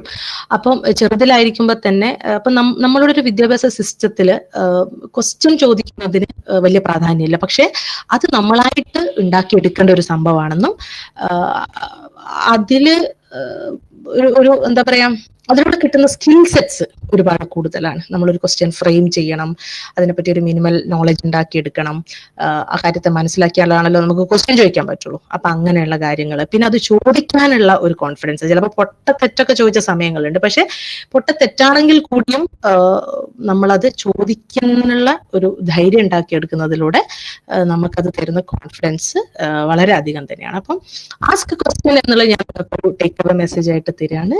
So that lot of skills improve through that. പിന്നെ എന്താണെന്ന് വെച്ചാൽ, ഈ ലിൻഡോ മീറ്റിംഗിൽ എനിക്ക് പോയപ്പോഴുള്ളൊരു അനുഭവം, ഒരുപാട് ഡൈവേഴ്സിറ്റി ആൻഡ് ഇൻക്ലൂസിവിറ്റി കണ്ടൊരു മീറ്റിംഗ് ആണ്. അപ്പോൾ ഇത്രയും 90 രാജ്യത്തുള്ള ആളുകളായിട്ട് നമ്മൾ ഇന്ററാക്ട് ചെയ്യുമ്പോഴുള്ള ഒരുപാട് ഓപ്പർച്യൂണിറ്റി, നമ്മളുടെ ഈ നോളജ് ആൻഡ് എക്സ്പീരിയൻഷ്യൽ ഹൊറൈസൺ ഒരുപാട് വലുതാവുന്നുണ്ട്.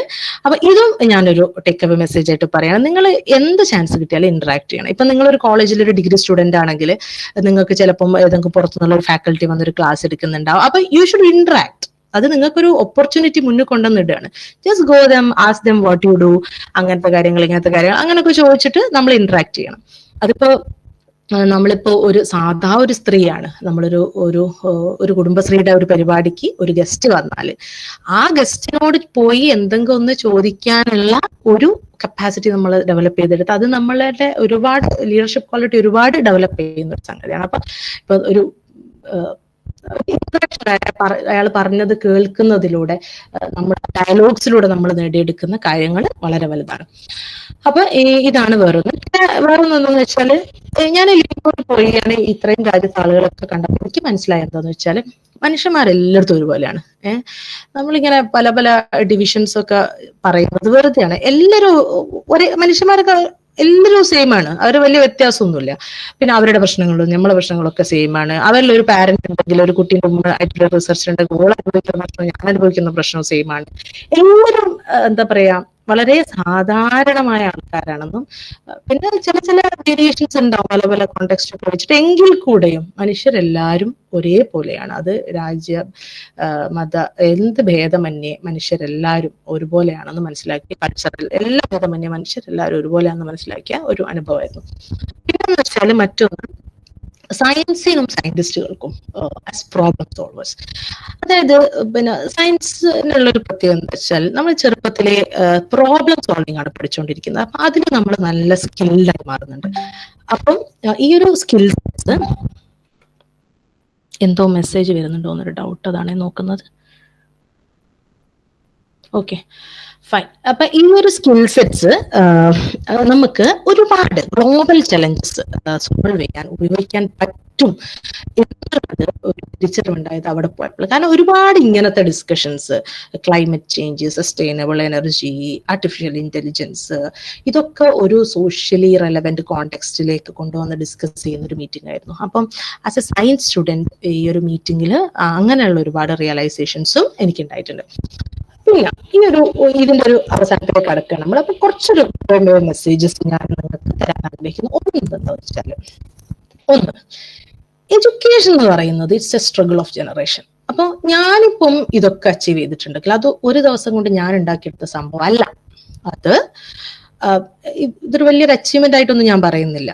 ഓക്കെ, സ്റ്റിൽ നമുക്ക് എന്തെങ്കിലും നേടിയെടുക്കാൻ സാധിച്ചിട്ടുണ്ടെങ്കിൽ അത് തലമുറകളുടെ ഒരു അച്ചീവ്മെന്റ് ആണ്. കാര്യം പഠിക്കാൻ പാടില്ല എന്നൊക്കെ പറഞ്ഞിരുന്ന ഒരു സോഷ്യൽ കോണ്ടെക്സ്റ്റിൽ നിന്ന്, മോഡേൺ എഡ്യൂക്കേഷൻ പാടില്ല എന്നൊക്കെ പറഞ്ഞിരുന്ന ഒരു സോഷ്യൽ കോണ്ടെക്സ്റ്റിൽ നിന്ന് തലമുറകൾ അധ്വാനിച്ചുകൊണ്ടാണ് നമ്മൾക്ക് ഈ ഒരു സ്റ്റെപ്പിലേക്ക് എത്താൻ സാധിച്ചിരിക്കുന്നത്. അതുകൊണ്ട് തന്നെ നമ്മളെ ഓരോ സ്റ്റെപ്പും, ഇതിൽ നമ്മൾ എടുക്കുന്ന ഓരോ സ്റ്റെപ്പും അതൊരു ബെറ്റർ ഫ്യൂച്ചറിന് വേണ്ടിയായിരിക്കും. അപ്പോൾ ഇതൊരു കണ്ടിന്യൂസ് സ്ട്രഗ്ലിംഗ് പ്രോസസ്സാണ്. അപ്പം അതിൽ ജനറേഷൻസ് ഉണ്ടാകുന്ന ഒരു പ്രോസസ്സാണ്. അതിൽ ഒരു നല്ലൊരു നാളേക്ക് വേണ്ടിയിട്ടാണ് നമ്മൾ ഈ വിദ്യാഭ്യാസത്തിലൂടെ ശ്രമിച്ചുകൊണ്ടിരിക്കുന്നത് എന്നുള്ളതാണ്.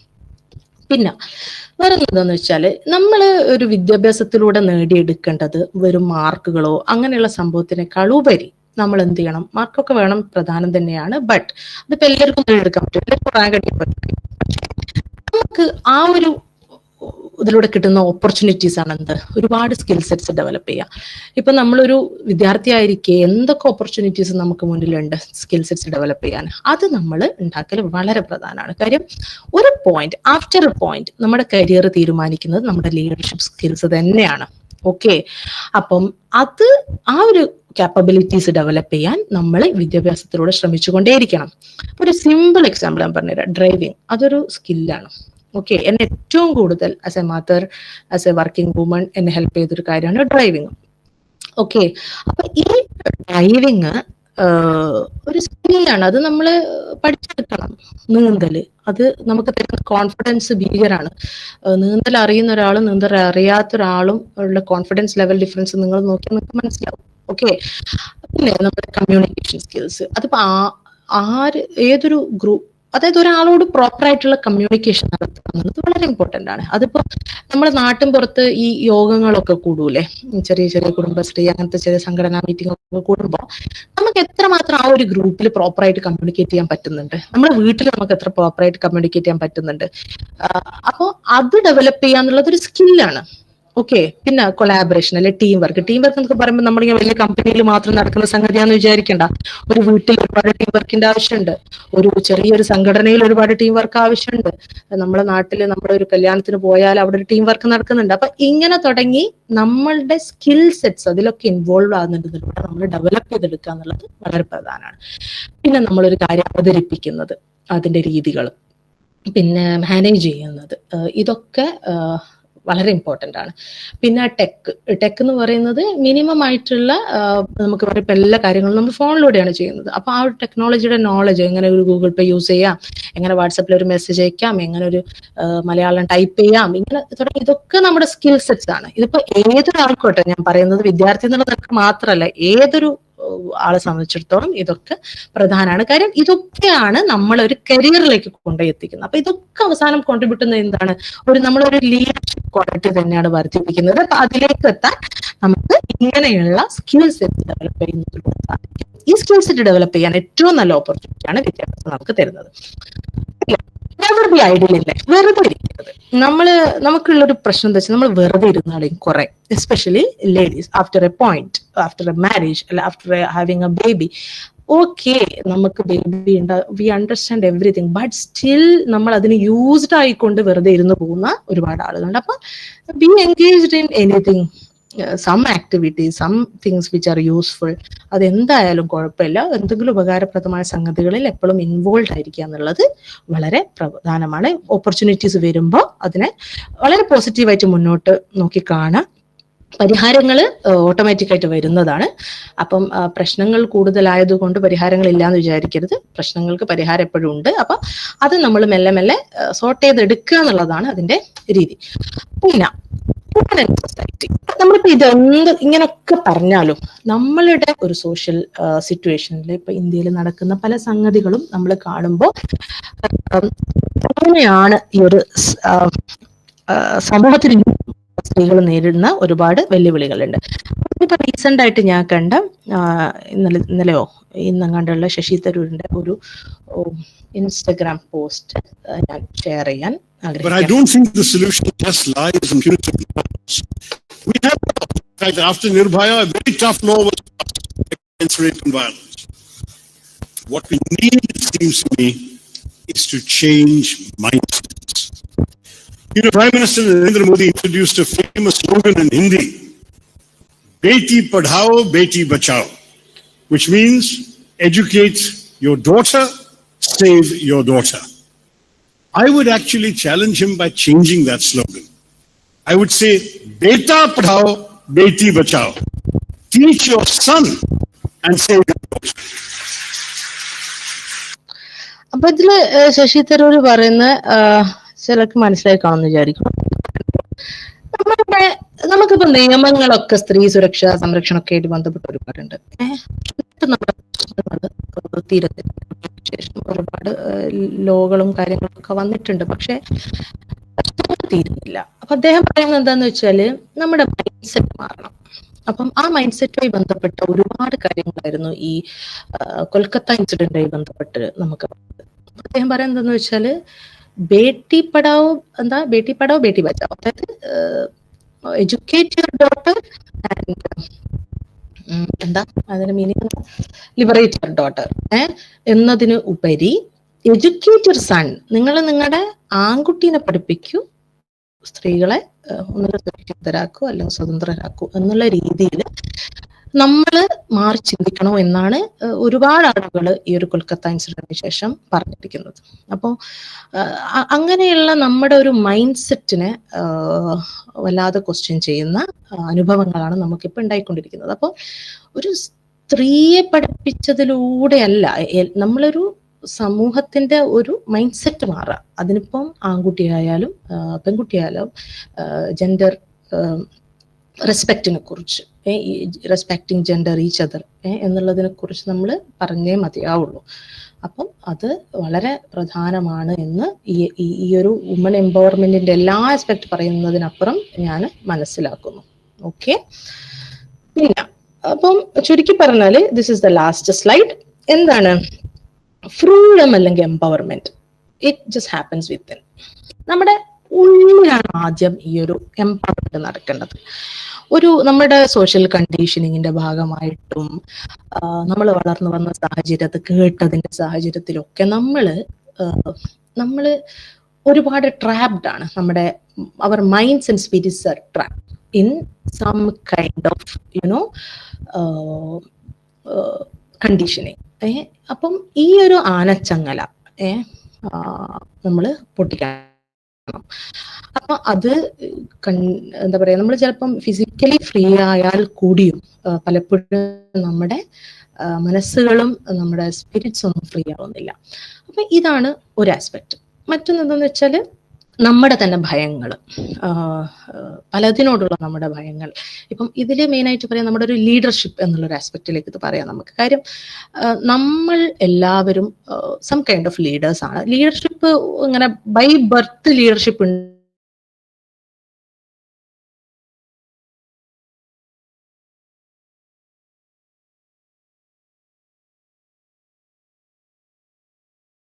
ഉണ്ടാവുന്ന സംശയങ്ങള്, നമ്മുടെ ഇൻസെക്യൂരിറ്റീസ്. അപ്പോൾ ഈ വക സാധനങ്ങളെ നമ്മൾ ബ്രേക്ക് ചെയ്തുകൊണ്ട് ആസ് എ ലീഡർ നമുക്ക് വളരാൻ സാധിക്കേണ്ടതുണ്ട്. അപ്പോഴാണ്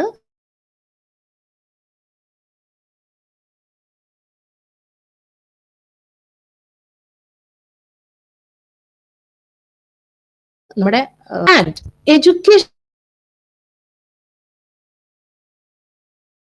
ഈ ഒരു എല്ലാ കണ്ടീഷനിങ്ങും ഈ ഒരു എല്ലാ ഫിയേഴ്സിനെയും ബ്രേക്ക് ചെയ്യാനുള്ള പവർ ഉണ്ടെന്നുള്ളതാണ്. അപ്പം വിദ്യാഭ്യാസം അതിനുള്ള ഒരുപാട് ഓപ്പർച്യൂണിറ്റീസ് നമ്മുടെ മുന്നിൽ ഇട്ട് തരുന്നുണ്ട്.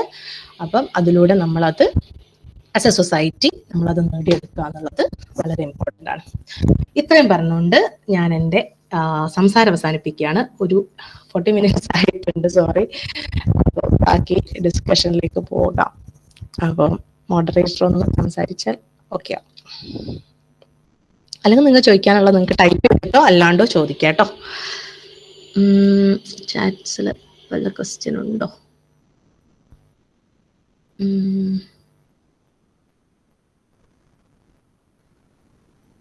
ഓക്കെ, ഇസ്മായിൽ എന്നൊരു ചോദ്യം ചോദിച്ചിട്ടുണ്ട്. After +2 I cannot decide which is my favorite subject between chemistry and physics. What is your opinion on choosing one subject? അതൊരു ടഫ് ക്വസ്റ്റ്യൻ ആണ്. കാര്യം കെമിസ്ട്രി ഫിസിക്സും ഏകദേശം ഒരേപോലെ നിൽക്കുന്ന 2 സബ്ജക്റ്റുകളാണ്. എങ്കിൽ കൂടി ഞാൻ പറയാം, ഓക്കെ, ഫിസിക്സിൽ ഒരുപാട് വിഷ്വലൈസേഷൻ പ്രാധാന്യമുള്ള ഒരു സബ്ജക്റ്റാണ് ഫിസിക്സ്. നമ്മളെ ഇപ്പൊ നിങ്ങൾക്ക് ഇപ്പം ഇലക്ട്രോമാഗ്നറ്റിസം ഒക്കെ അറിയാം. അപ്പൊ അതില് മാഗ്നറ്റിസം, ഇലക്ട്രിസിറ്റി, ഇങ്ങനെയൊക്കെയുള്ള സംഗതികൾ നമ്മൾ ഒരിക്കലും കാണുന്നില്ല. അതിന്റെ ഒരു എഫക്റ്റ് നമ്മൾ അനുഭവിക്കുന്നേ ഉള്ളൂ. അപ്പൊ അതുമായി ബന്ധപ്പെട്ട ഒരുപാട് കാര്യങ്ങൾ നമ്മൾ വിഷ്വലൈസ് ചെയ്യുന്നുണ്ട്. അതിപ്പോ ഈവൻ കെമിസ്ട്രിയിലാണെങ്കിൽ അങ്ങനെയാണെങ്കിൽ കൂടിയും ഫിസിക്സ് കുറച്ചുകൂടെ ഒരു ഇമാജിനേറ്റീവ് ലെവലിലുള്ള ഒരു സബ്ജക്റ്റ് ആണെന്ന് എനിക്ക് തോന്നുന്നു. അപ്പം അങ്ങനെ നിങ്ങളുടെ ഒരു കപ്പാസിറ്റി അങ്ങനെ ആലോചിക്കാം. പിന്നെ വേറൊന്നും എന്താണെന്ന് വെച്ചാൽ ഇന്റഗ്രേറ്റഡ് കോഴ്സുകളൊക്കെ തിരഞ്ഞെടുത്ത് ഐസർ പോലെയുള്ള സ്ഥാപനത്തിൽ 5 year ഇന്റഗ്രേറ്റഡ് കോഴ്സ് ഉണ്ട്. അപ്പൊ തുടക്കത്തിൽ നിങ്ങൾ എല്ലാ സബ്ജക്ട്സും പഠിക്കും ആദ്യത്തെ 3 വർഷം. എന്നിട്ടാണ് നിങ്ങൾ സ്ട്രീം ലൈൻ ചെയ്യുന്നത് ഏതിലേക്ക് പോകണം എന്നുള്ള ആദ്യത്തെ 2 വർഷത്തിന് ശേഷം. കോഴ്സസ് തിരഞ്ഞെടുത്ത ഒരു പക്ഷേ ഇന്റഗ്രേറ്റഡ് തിരഞ്ഞെടുത്ത് നിങ്ങൾക്ക് കുറച്ചുകൂടെ പഠിക്കുമ്പോൾ ഏതാണ് എൻ്റെ ഒരു റൈറ്റ് സബ്ജക്ട് എന്നുള്ള രീതിയിൽ സെലക്ട് ചെയ്യാൻ സാധിക്കുമെന്ന് തോന്നുന്നു. Did I answer your question, Ismail?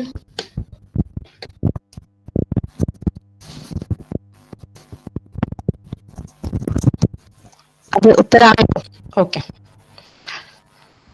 Thank you. That was indeed an incredible, insightful and empowering session. Thank you, Ms. Amal Abdulrahman, for sharing your valuable experiences and your perspective. Now, as you open the floor for questions, please feel free to raise your hand if you would like to ask Ms. Amal a question. We will unmute you in order of hands raised. So let's make this an interactive and fruitful session, shall we? നിങ്ങൾക്ക് comment ചെയ്യാട്ടോ. You did not ask a question itself.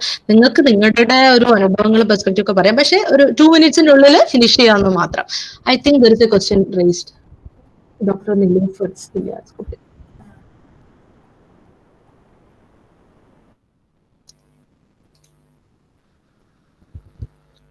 Unmute ചെയ്ത് ചോദിച്ചോളൂ. Hello. I just want to ask you, as a Muslim lady, did you had some difficulty to be in the group wherever you go for conference or anything? Something you found something, what we call you are being taken as a backward person or a and what you say as a terrorist person like that. Did you had experience like that among the Hindus or among other religious I groups? understand your question. Uh, in my experience, to be frank, I did not have such an experience. Okay, like when I was studying in IIT Madras, or when I went to different countries. Like I went to France, I went to many countries, but I never had this kind of a problem. I work in a group which have people across the country. Okay, so I never faced such an issue. That is one of the things. കാര്യം നമ്മൾ പലപ്പോഴും അങ്ങനെ പറയുന്നത് കേൾക്കാറുമുണ്ട്. പക്ഷേ I never felt it. പിന്നെ വേറൊരു രസം എന്താണെന്ന് വെച്ചാൽ നമ്മളിപ്പോ ഒരു കോൺഫറൻസിനൊക്കെ പോയാൽ ചിലപ്പം ഫോറിനിലൊക്കെ പോയാൽ ചിലപ്പം അവിടെ മദ്യം സെർവ് ചെയ്യുന്നുണ്ടാവും, അങ്ങനെയൊക്കെ ഉണ്ടാവും. പക്ഷെ നമ്മള് അത് കുടിക്കുന്നില്ല എന്ന് മാത്രം. ഓക്കെ, അപ്പൊ പക്ഷെ അവര് കുടിക്കുമ്പോൾ നമ്മൾ അവരുടെ അടുത്ത് നിന്ന് സംസാരിക്കാറുണ്ട്. അപ്പൊ they were all very gentle. അവര് അങ്ങനെ നമ്മളോട് മോശമായിട്ട് പേര് അങ്ങനെ ഒന്നും എൻ്റെ അനുഭവത്തിൽ ഉണ്ടായിട്ടില്ല. മാത്രല്ല ഞാൻ നല്ലോണം അവരുമായിട്ട് ഇന്ററാക്ട് ചെയ്യുകയൊക്കെ ചെയ്തിട്ടുണ്ട്. അതിന്റെ അടിസ്ഥാനത്തില് എന്താ പറയാ, അവര് എന്റെ സംസാരം കേട്ടിട്ട് അവരെന്നോട് ചോദിച്ചിട്ടുണ്ട്, ഹാവ് യു ഡ്രങ്ക്? കാര്യം ഞാൻ നല്ലോണം സംസാരിക്കുന്നുണ്ടായിരുന്നു. അപ്പൊ അവർ വിചാരിക്കുന്നത് ഞാനിങ്ങനെ കുടിച്ചത് കൊണ്ടാണ് ഇങ്ങനെ സംസാരിക്കുന്നതെന്ന് അവർ വിചാരിച്ചിട്ടുണ്ടായിരുന്നു. പക്ഷെ കുടിക്കാതെ തന്നെ നമുക്ക് ഇൻവോൾവ് ആവാൻ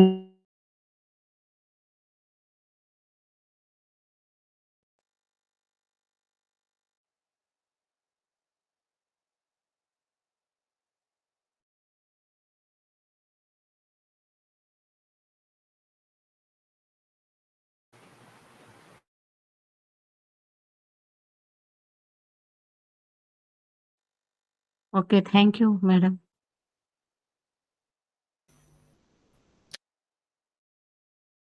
Any other question?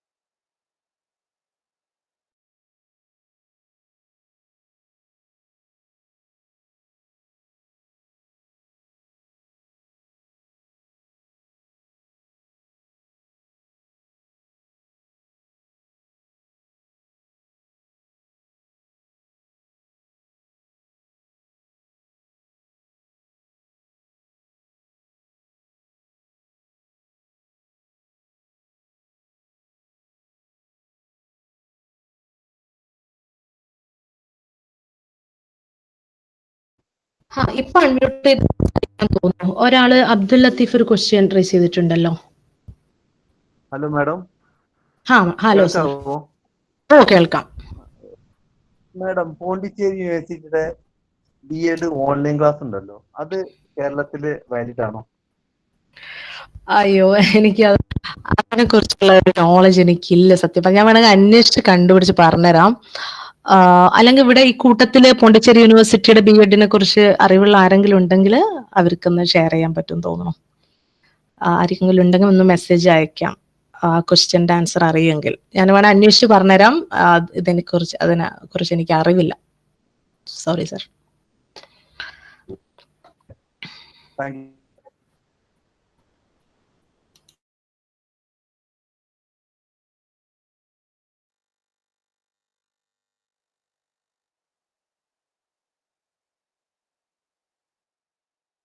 നിങ്ങൾക്ക് നിങ്ങളുടെ അനുഭവങ്ങളും കാര്യങ്ങളൊക്കെ പറയാട്ടോ. നിങ്ങൾ റിസർച്ചിലുള്ള ആളാണെങ്കിൽ അങ്ങനെ എന്തെങ്കിലും, അല്ലെങ്കിൽ എന്ത് തന്നെയാണെങ്കിൽ as a woman, someone in education എന്തെങ്കിലും ഉണ്ടെങ്കിൽ നിങ്ങൾക്ക് ഷെയർ ചെയ്യാം.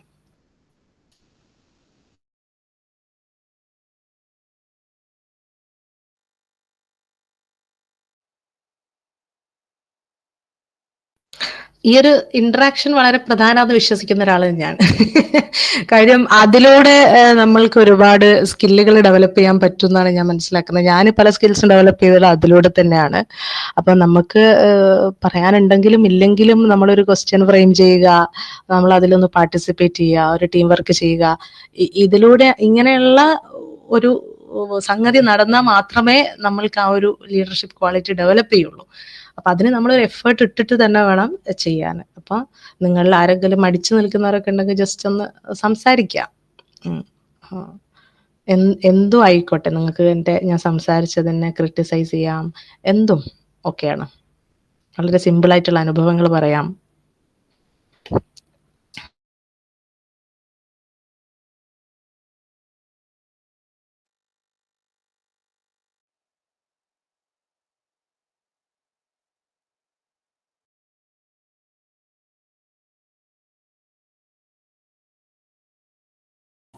Zahida PS call messages, is there any age limit എന്ന് ചോദിച്ചിട്ടുണ്ട്.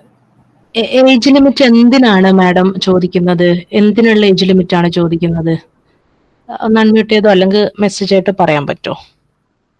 To do masters I don't think there is an age limit to do masters. നിങ്ങൾക്ക് എപ്പോഴും മാസ്റ്റേഴ്സ് എടുക്കാം. അതിന് ഡിഗ്രി ഉണ്ടാവണം എന്ന് മാത്രം. ഡിഗ്രി കഴിഞ്ഞതിന് ശേഷമാണല്ലോ നമുക്ക് മാസ്റ്റേഴ്സ് ചെയ്യാൻ പറ്റുള്ളൂ. അപ്പോൾ ബാക്കി ഒരു പ്രൊഫഷനിലേക്ക് വരുമ്പോൾ ചിലപ്പോൾ നിങ്ങൾക്ക് ഇപ്പോൾ ഒരു ടീച്ചർ പോസ്റ്റിലേക്ക് അപ്ലൈ ചെയ്യണമെങ്കിൽ അതിനൊക്കെ ചിലപ്പോൾ ഏജ് ലിമിറ്റ് ഉണ്ടായെന്ന് വരാം. പക്ഷെ പഠിക്കാൻ നമുക്ക് അങ്ങനെ ഒരു ഏജ് ലിമിറ്റ് ഉണ്ടെന്ന് എനിക്ക് തോന്നുന്നില്ല. പിന്നെ റെഗുലർ കോളേജസിന്റെ കാര്യം എനിക്കറിയില്ല. ചിലപ്പോൾ അങ്ങനെയുണ്ട് റെഗുലർ കോളേജസിൽ നടക്കണമെന്നില്ല. പക്ഷെ പിന്നെ ലോ കോളേജ് പോലുള്ള സ്ഥാപനങ്ങളിലൊക്കെ ഏജ് ബാർ ഇല്ലാതെ തന്നെ റിട്ടയർഡ് ആയ ആളുകൾ വരെ ലോ കോളേജിലൊക്കെ പഠിക്കുന്നുണ്ട്. അപ്പൊ ചില സ്ഥാപനങ്ങൾക്ക് ഏജ് ബാർ ഇല്ല, ചില സ്ഥാപനങ്ങൾക്ക് ഏജ് ബാർ ഉണ്ട്. പക്ഷെ ഓപ്പൺ യൂണിവേഴ്സിറ്റി പോലുള്ള സ്ഥാപനങ്ങളിൽ, ഡിസ്റ്റൻസ് എഡ്യൂക്കേഷൻ ഒക്കെ പോലുള്ളതിൽ ഏജ് ലിമിറ്റ് ഇല്ല എന്ന് തന്നെയാണ് ഞാൻ വിശ്വസിക്കുന്നത്. പക്ഷെ ഒരു ജോലിയിലേക്കൊക്കെ പ്രവേശിക്കുമ്പോൾ ഏജ് ലിമിറ്റ് ഉണ്ടാവാം. അതിപ്പോൾ ഓരോന്നും ഓരോ സ്റ്റൈലിലായിരിക്കാം. അപ്പൊ അതെന്താണ് സ്പെസിഫിക്കലി എന്ന് വേണമെങ്കിൽ നിങ്ങൾക്ക് പേഴ്സണലി എന്നോട് ചോദിക്കാം. Benefits of doing MEd. Okay, MEd എന്ന് പറയുന്ന കോഴ്സ് ഞാൻ മനസ്സിലാക്കുന്നത് നമ്മൾ എഡ്യൂക്കേഷനുമായി ബന്ധപ്പെട്ടിട്ടുള്ള ചില കാര്യങ്ങളാണ് അതിൽ പഠിക്കുന്നത്. അതായത് പിന്നെ അതിൻ്റെ പെഡഗോജി, അതിൻ്റെ സൈക്കോളജി, എഡ്യൂക്കേഷനുമായി ബന്ധപ്പെട്ട കാര്യത്തിൽ നമ്മളൊരു മാസ്റ്റർ ആവുകയാണ് ചെയ്യുന്നത്. അപ്പോൾ നമ്മൾ BEd ചെയ്യുമ്പം ഒരു പ്രൊഫഷൻ വൈസ് പറയുകയാണെങ്കിൽ നമ്മളൊരു സ്കൂൾ ടീച്ചർ ആവാൻ കേപ്പബിൾ ആവുകയാണെങ്കിൽ, MEd ചെയ്യുന്നതിലൂടെ നമ്മൾ BEd എന്ന് പറയുന്ന ഒരു കോഴ്സിന് പഠിപ്പിക്കാൻ, അതായത് എഡ്യൂക്കേഷനെ ടീച്ചർമാരെ പഠിപ്പിക്കാൻ നമ്മൾ എന്താണ് കേപ്പബിൾ ആവുകയാണ് ചെയ്യുന്നത്. അപ്പോൾ ടീച്ചിങ്ങിൽ നമ്മൾ ശ്രദ്ധിക്കേണ്ട കാര്യങ്ങൾ, അതിൻ്റെ സൈക്കോളജി, അതിൻ്റെ മറ്റ് പല തലങ്ങളും ആയിരിക്കും MEd എന്ന് പറയുന്ന ഒരു കോഴ്സിലൂടെ നമ്മൾ ചെയ്യുന്നുണ്ടാവും. അപ്പൊ എഡ്യൂക്കേഷനിലുള്ള ഒരു എക്സ്പേർട്ടായിട്ട് നമ്മൾ മാറാം. Siyana, I think it's clear. എൻ്റെ ഒരു പരിമിതമായ വിവരം വെച്ചിട്ട് പറയാട്ടോ.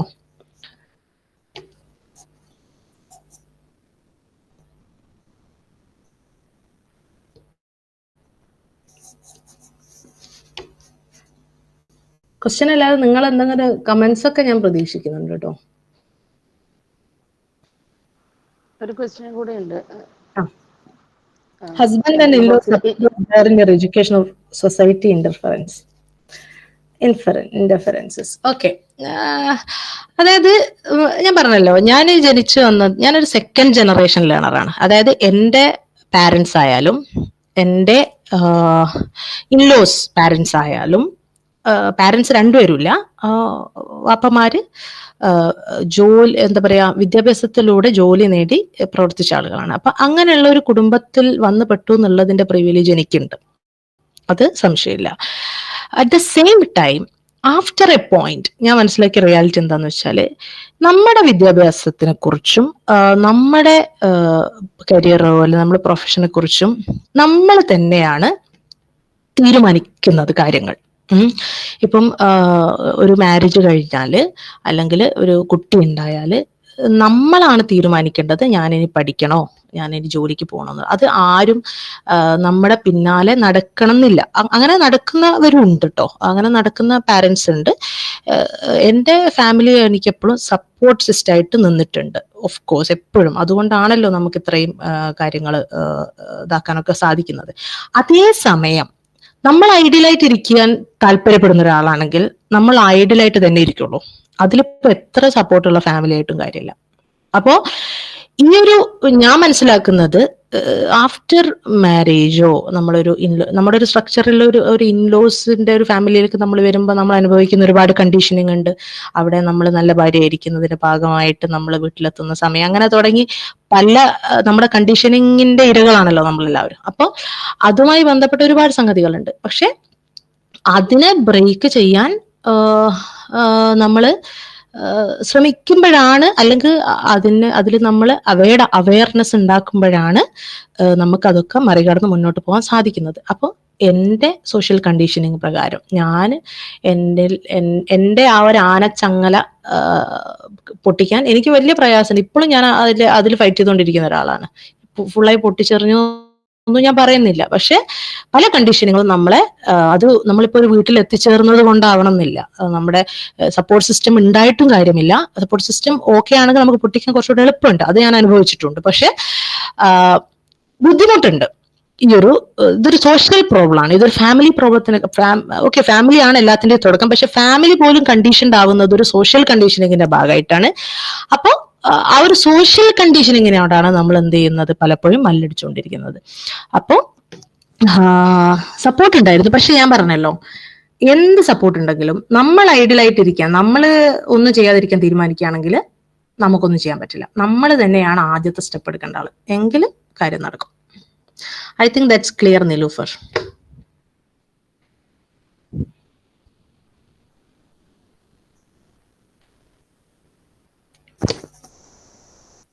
Okay.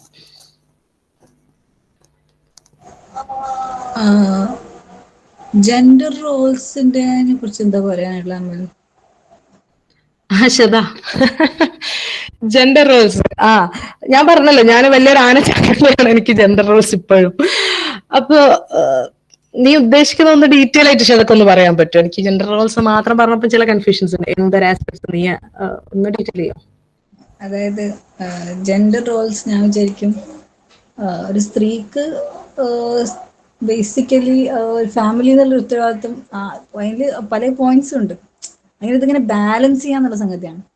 ഇപ്പം നമ്മളിപ്പോ ജോലിക്ക് പോകണമെന്ന് ഏറ്റെടുത്ത് കഴിഞ്ഞാല് നമ്മൾ തന്നെ ഫിനാൻസസ് നോക്കുക, അങ്ങനല്ല, അങ്ങനെ ഉണ്ടാവില്ല. അതിന്റെ ഒരു ബാലൻസിങ് പോയിന്റ് ഉണ്ടല്ലോ. അതെ അതെ അതെ. നമുക്കിപ്പോ നമ്മള് മക്കളോട് മാത്രം ഡ്യൂട്ടീസ് ചെയ്യുന്നത്. നമ്മൾ പാരന്റ്സിനോട് നമുക്ക് ശരിക്കും പാരന്റ്സിനും ശരിക്കും നമ്മൾ സപ്പോർട്ടായി നിൽക്കേണ്ട ഒരു പ്രായം ഉണ്ടല്ലോ. അതിലെങ്ങനെയാ നമ്മളെ പ്രൊഫഷൻ, മക്കള്, അങ്ങനെയുള്ള ഫാമിലി സിസ്റ്റം, പിന്നെ സ്പൗസ് തമ്മിലുള്ള സെറ്റിങ്, ഇതിന്റെ ഒരു ജെൻഡർ റോൾസിന്റെ ബാലൻസിങ് ഒരു പോയിന്റിലും അമ്മലൊരു അഭിപ്രായം. അപ്പൊ ഞാൻ അത് പ്രധാനമാണല്ലോ ശരി, അത് പ്രധാനമാണെന്നുള്ള കാര്യത്തിൽ സംശയമില്ല. പലപ്പോഴും ഞാൻ പറയാം, ഇതൊക്കെ ഒരു ഇതൊക്കെ ഒരു ലേണിംഗ് ആയിട്ടാണ് ഞാൻ മനസ്സിലാക്കുന്നത്. ഇപ്പം നമ്മൾ പലതും ട്രൈ ചെയ്യും, ചിലത് സക്സസ് ആവില്ല. ഓക്കെ, പിന്നെ അതിപ്പം അതൊരു ലേണിംഗ്, ഇതൊരു പ്രോസസ്സ് തന്നെയാണ്. അത് എവിടെ അവസാനിക്കുന്നൊന്നും നമുക്കറിയില്ല. പക്ഷെ അതിൽ ഓരോ ചെറിയ ചെറിയ സ്റ്റെപ്പുകൾ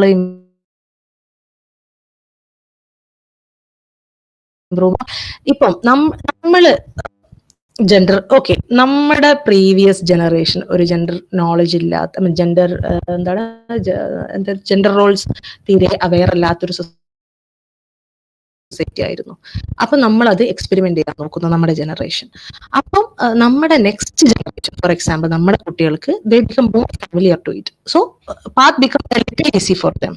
അവരത് കംപ്ലീറ്റ്ലി സോൾവ് ചെയ്യുന്നു ഞാൻ പറയുന്നില്ല, ബട്ട് അത് എങ്ങനെ സോൾവ് ചെയ്യാം, അതിൽ ഇന്നത്തെ തലമുറ അനുഭവിച്ച പ്രോബ്ലങ്ങൾ അവരത് മനസ്സിലാക്കുന്നു, അല്ലെങ്കിൽ നമ്മളിലൂടെ അവർ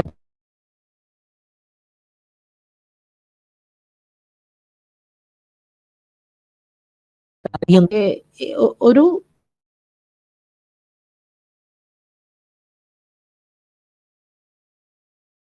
അതിന്റെ ഒരു റിവൈവൽ നടത്തിക്കൊണ്ടിരിക്കുകയാണ് എന്നാണ് എനിക്ക് തോന്നിയത്. അത് അതിന്റെ ക്വസ്റ്റ്യൻ ആൻസർ ചെയ്യുന്നുണ്ടോ? ഞാനിപ്പോ ഈ ബാലൻസ്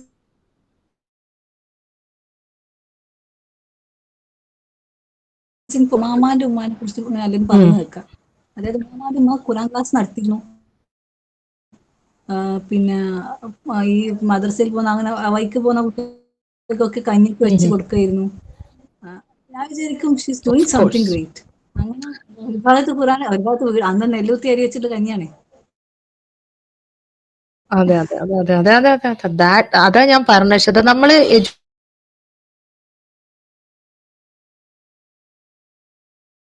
തന്നെയാണ് നമ്മളിപ്പോ ഇന്ന് സുഖമായിട്ട് രാവിലെ സ്കൂളിൽ പോകുന്നുണ്ടെങ്കിൽ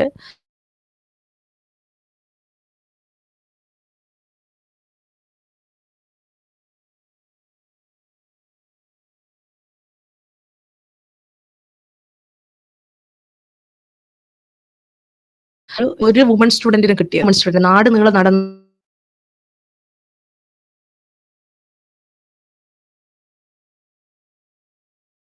വിദ്യാഭ്യാസത്തിന്റെ പ്രാധാന്യം, സ്ത്രീ എഡ്യൂക്കേഷന്റെ പ്രാധാന്യം പഠനത്തിൽ ഇന്ന് നിങ്ങൾ വന്നു നോക്കിയാൽ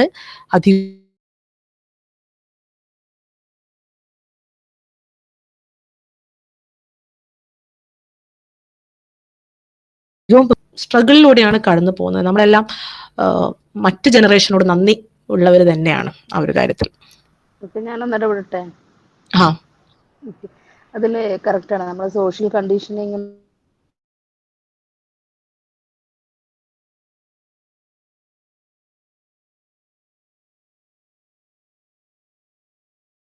സോഷ്യൽ സൊസൈറ്റി ഉണ്ടായിരുന്നില്ല. ഇന്ന് പിന്നെ നേരത്തെയുള്ള ഫാമിലി അനുവദിക്കുന്നുണ്ട്, സോഷ്യൽ സൊസൈറ്റി അനുവദിക്കുന്നുണ്ട്. അപ്പൊ ആ ഒരു ഫ്രീഡം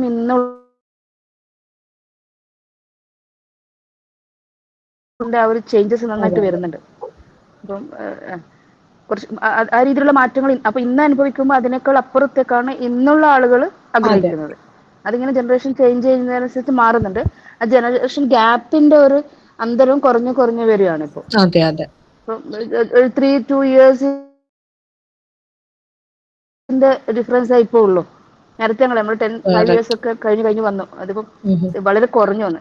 പിന്നെ നേരത്തെ പറഞ്ഞൊരു നമ്മുടെ എഡ്യൂക്കേഷൻ എക്സ്പീരിയൻസ് ഇൻബോൺ ഇൻബോണിൽ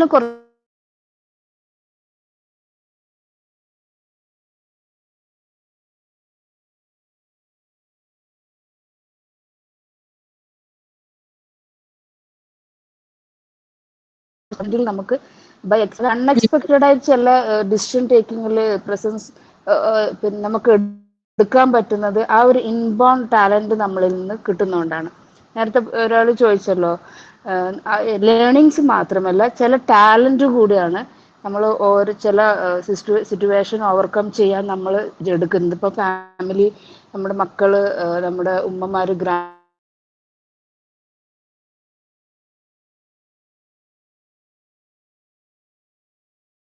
ഓരോന്നാണ് നമ്മൾ സഫർ ചെയ്യുന്നത്. ചെറിയ കുട്ടീൻ്റെ അപ്പോൾ 6 months വരെയുള്ള കുട്ടികൾ നമുക്ക് എടുത്തിട്ട് ഒരു അവിടെ ഒരു സ്ഥലത്ത് ഇരുത്തി നമുക്കൊരു പ്രോഗ്രാം ചെയ്യാൻ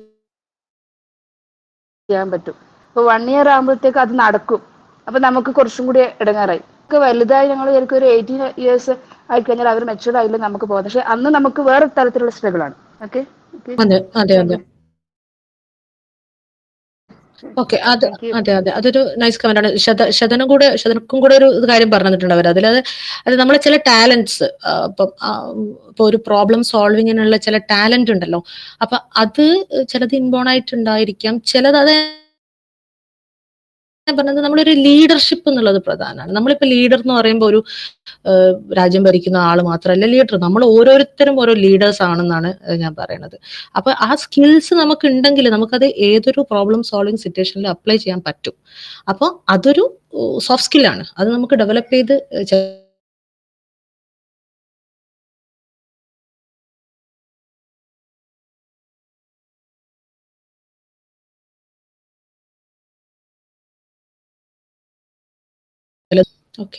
പിന്നെ ഇതിലൊരു പ്രധാനപ്പെട്ട ഒരു കാര്യം വെച്ചാൽ ചെറിയൊരു ക്ഷമ ചില സമയങ്ങളിൽ നമുക്ക് അനിവാര്യമാണ്.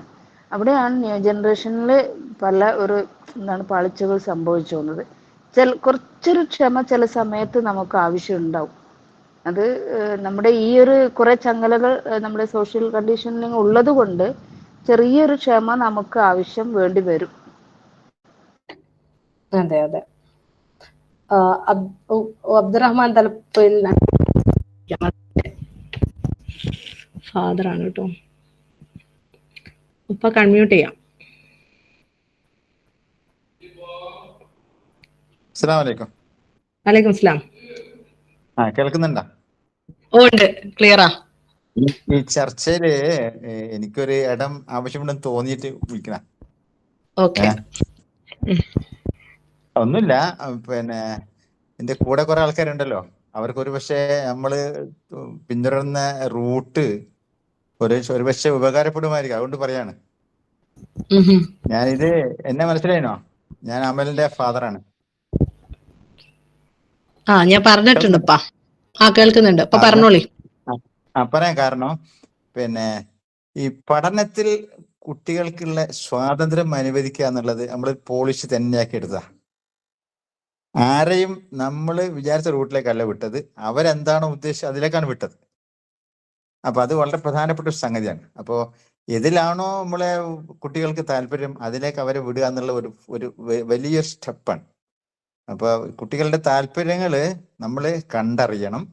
എന്നിട്ട് അതിൽ അവരുടെ കഴിവുകൾ നമ്മൾ മെല്ലെ തിരിച്ചറിയണം. എന്നിട്ട് വേണം അതിൽ കുട്ടികളെ മുന്നോട്ട് കൊണ്ടുപോകാൻ. പ്രത്യേകിച്ച് പെൺകുട്ടികളാകും പ്രത്യേകിച്ച്, കാരണം അവർക്ക് ധൈര്യം കൊടുക്കണം. ഞാൻ എൻ്റെ മക്കളെ ഒക്കെ പിന്നെ യാത്ര, ഇപ്പോൾ ഉദാഹരണം കോട്ടയത്തേക്കുള്ള യാത്ര, അല്ലെങ്കിൽ പിന്നെ എൻ്റെ ഇവളെ ഏട്ടത്തി ഒരു പുഷ്പഗിരി പഠിച്ചപ്പോൾ ഞാൻ അവളെ വണ്ടിയിൽ കയറ്റിവിടുക മാത്രമേ ചെയ്യുള്ളൂ. അപ്പൊ അവള് തിരിച്ച് ഇവിടെ വരും, അവളെ പൊക്കിക്കൊണ്ടുവരും, ഇതേ ഉള്ളൂ. അപ്പോൾ പലപ്പോഴും അങ്ങനെ അവർക്ക് സ്വതന്ത്രമായിട്ട് യാത്ര ചെയ്യാനുള്ള അവസരമൊക്കെ നൽകിയത് അവരിൽ ആ ധൈര്യവും ആ സ്ഥൈര്യവും കണ്ടത് കൊണ്ട് തന്നെയാണ്. അത് നമ്മൾ അവരിൽ ഉണ്ടാക്കിയെടുക്കണം. എങ്കിൽ നമുക്കും സൗകര്യമാണ്, അവർക്കും സൗകര്യമാണ്. അപ്പൊ ആ നിലക്കുള്ള ചില ഇതൊക്കെ ഞാൻ ഷെയർ ചെയ്തെന്നുള്ളൂ. നിങ്ങളുടെ പെണ്ണുങ്ങളുടെ പരിപാടിയുണ്ടെങ്കിലും ഇവിടെ ഫാദർ എന്ന നിലക്ക് അത് പറയണമെന്ന് തോന്നിയതാ. ശരിയാ, അത്രയാ പറഞ്ഞു. ബാക്കി പിന്നെ താങ്ക്സ്. ഓക്കെ,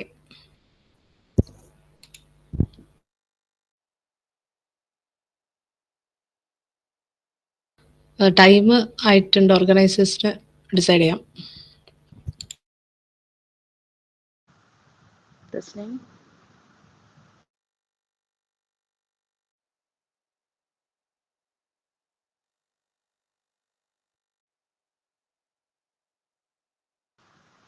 ഓക്കെ, ഇനി ആർക്കും ക്വസ്റ്റ്യൻസ് ഇല്ലെങ്കിൽ നമുക്ക് വൈൻഡപ്പ് സെഷനിലേക്ക് പോവാം.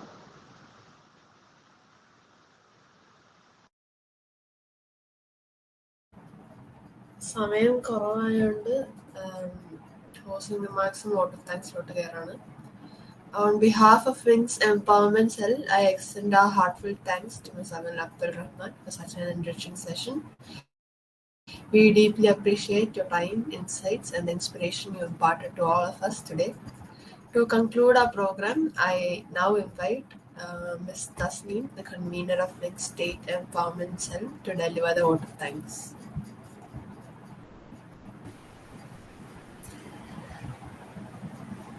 അസ്സലാമു അലൈക്കും. അൽഹംദുലില്ലാ, നല്ലൊരു പ്രോഗ്രാം ആയിരുന്നു. നിയർലി 50 പാർട്ടിസിപ്പൻസ് ഉണ്ടായിരുന്നു. അതിൻ്റെ ഇടയിൽ ഒരു ഫോൺ ഹാങ് ആയതുകൊണ്ടുള്ളൊരു ഇഷ്യൂസ് ഉണ്ടായിരുന്നു. അങ്ങനെ കുറച്ച് പേര് നഷ്ടമായി. പക്ഷേ എങ്കിൽ അമലിൻ്റെ ജേണി എന്ന് പറയുന്നത് ഫസ്റ്റ് നമ്മൾ സ്കൂളിംഗ് തൊട്ടിട്ട് ഉണ്ടായ ഇഷ്യൂസും നമ്മൾ കോളേജിൽ വന്നതും ജാം എഴുതാൻ വേണ്ടിയിട്ട് ടൈം എടുത്തതും JF റിസർച്ച് ഫെല്ലോ കിട്ടാൻ വേണ്ടിയിട്ട് ഹാർഡ് വർക്ക് ചെയ്തതും അത് പെർസിസ്റ്റൻസും എത്രയോ പ്രാവശ്യം ട്രൈ ചെയ്ത് പിന്നെയും കുറേ പ്രാവശ്യം ട്രൈ ചെയ്യാന്ന് പറയുന്നത് വലിയൊരു കാര്യമാണ്. അത് ആർക്കും ഉണ്ടാവില്ല. 1-2 പ്രാവശ്യമൊക്കെ ട്രൈ ചെയ്ത് നിർത്തും. അങ്ങനെ അത് കഴിഞ്ഞ് അൽഹംദുലില്ലാ ഇപ്പൊ റിസർച്ച് ഫെല്ലോ ആയി.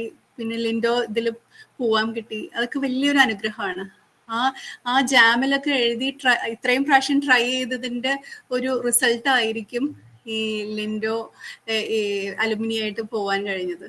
അത് പണ്ട് ഇപ്പൊ നമ്മള് ഐൻസ്റ്റീനെയും ഹേബറിനെയൊക്കെ നമ്മൾ ആലോചിക്കുമ്പോൾ നമുക്ക് തന്നെ ഒരു മനസ്സിലിങ്ങനെ കോരിത്തെരിപ്പ് ഉണ്ടാവും. അപ്പൊ അത്രയും ഫ്യൂച്ചറിൽ ഒരു 20 years കഴിയുമ്പോൾ ഇപ്പോ അമല് പരിചയപ്പെട്ട അത്രയും നോബൽ ലോറേറ്റ്സ്, അത്രയും കഷ്ടപ്പെട്ട് ഈ നമ്മളുടെ ജനറേഷന് വേണ്ടിയിട്ട് ഓരോ കാര്യങ്ങൾ ചെയ്ത ആൾക്കാർ, ഓക്കെ, അവരെയൊക്കെ പരിചയപ്പെടാൻ പറ്റിയെന്ന് പറഞ്ഞാൽ വലിയ ഒരു കാര്യമല്ലേ.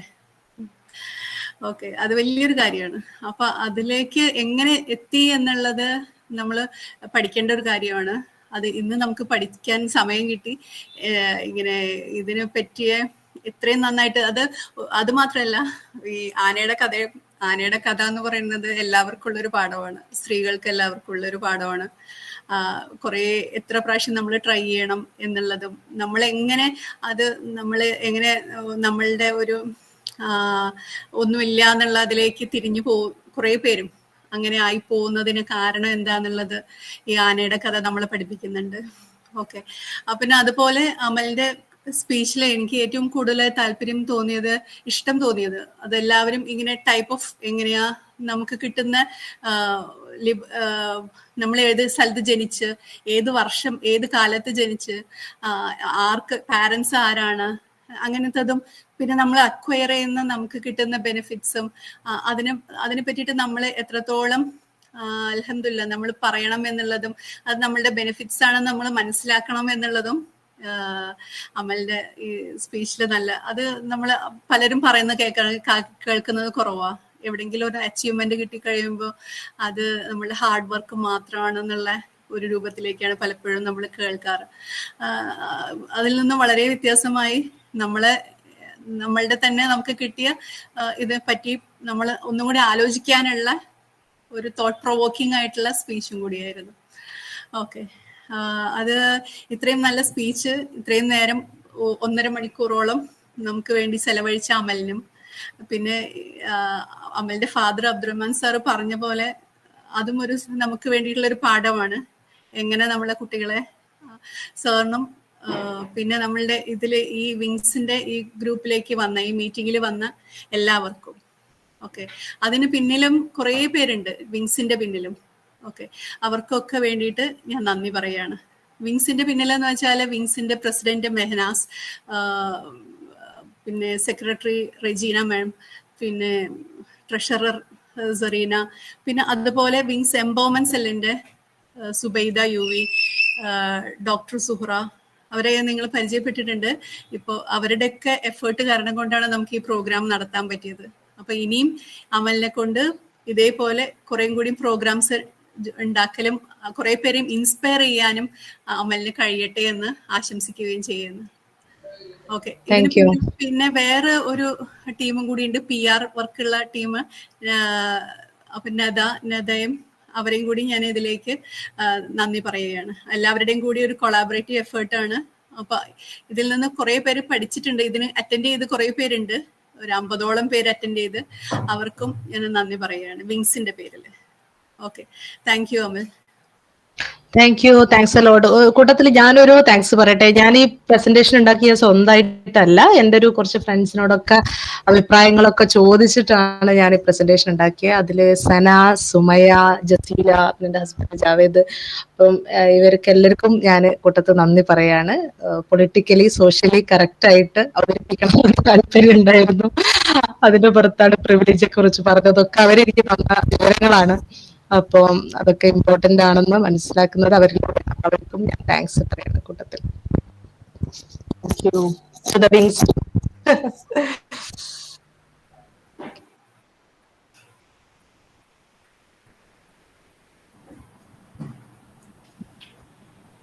Thank you for your kind words of gratitude. With that, we conclude today's program. We hope you leave here feeling empowered and inspired. Thank you all for joining, and we look forward to seeing you at future events organized by Wings. Thank you, everyone.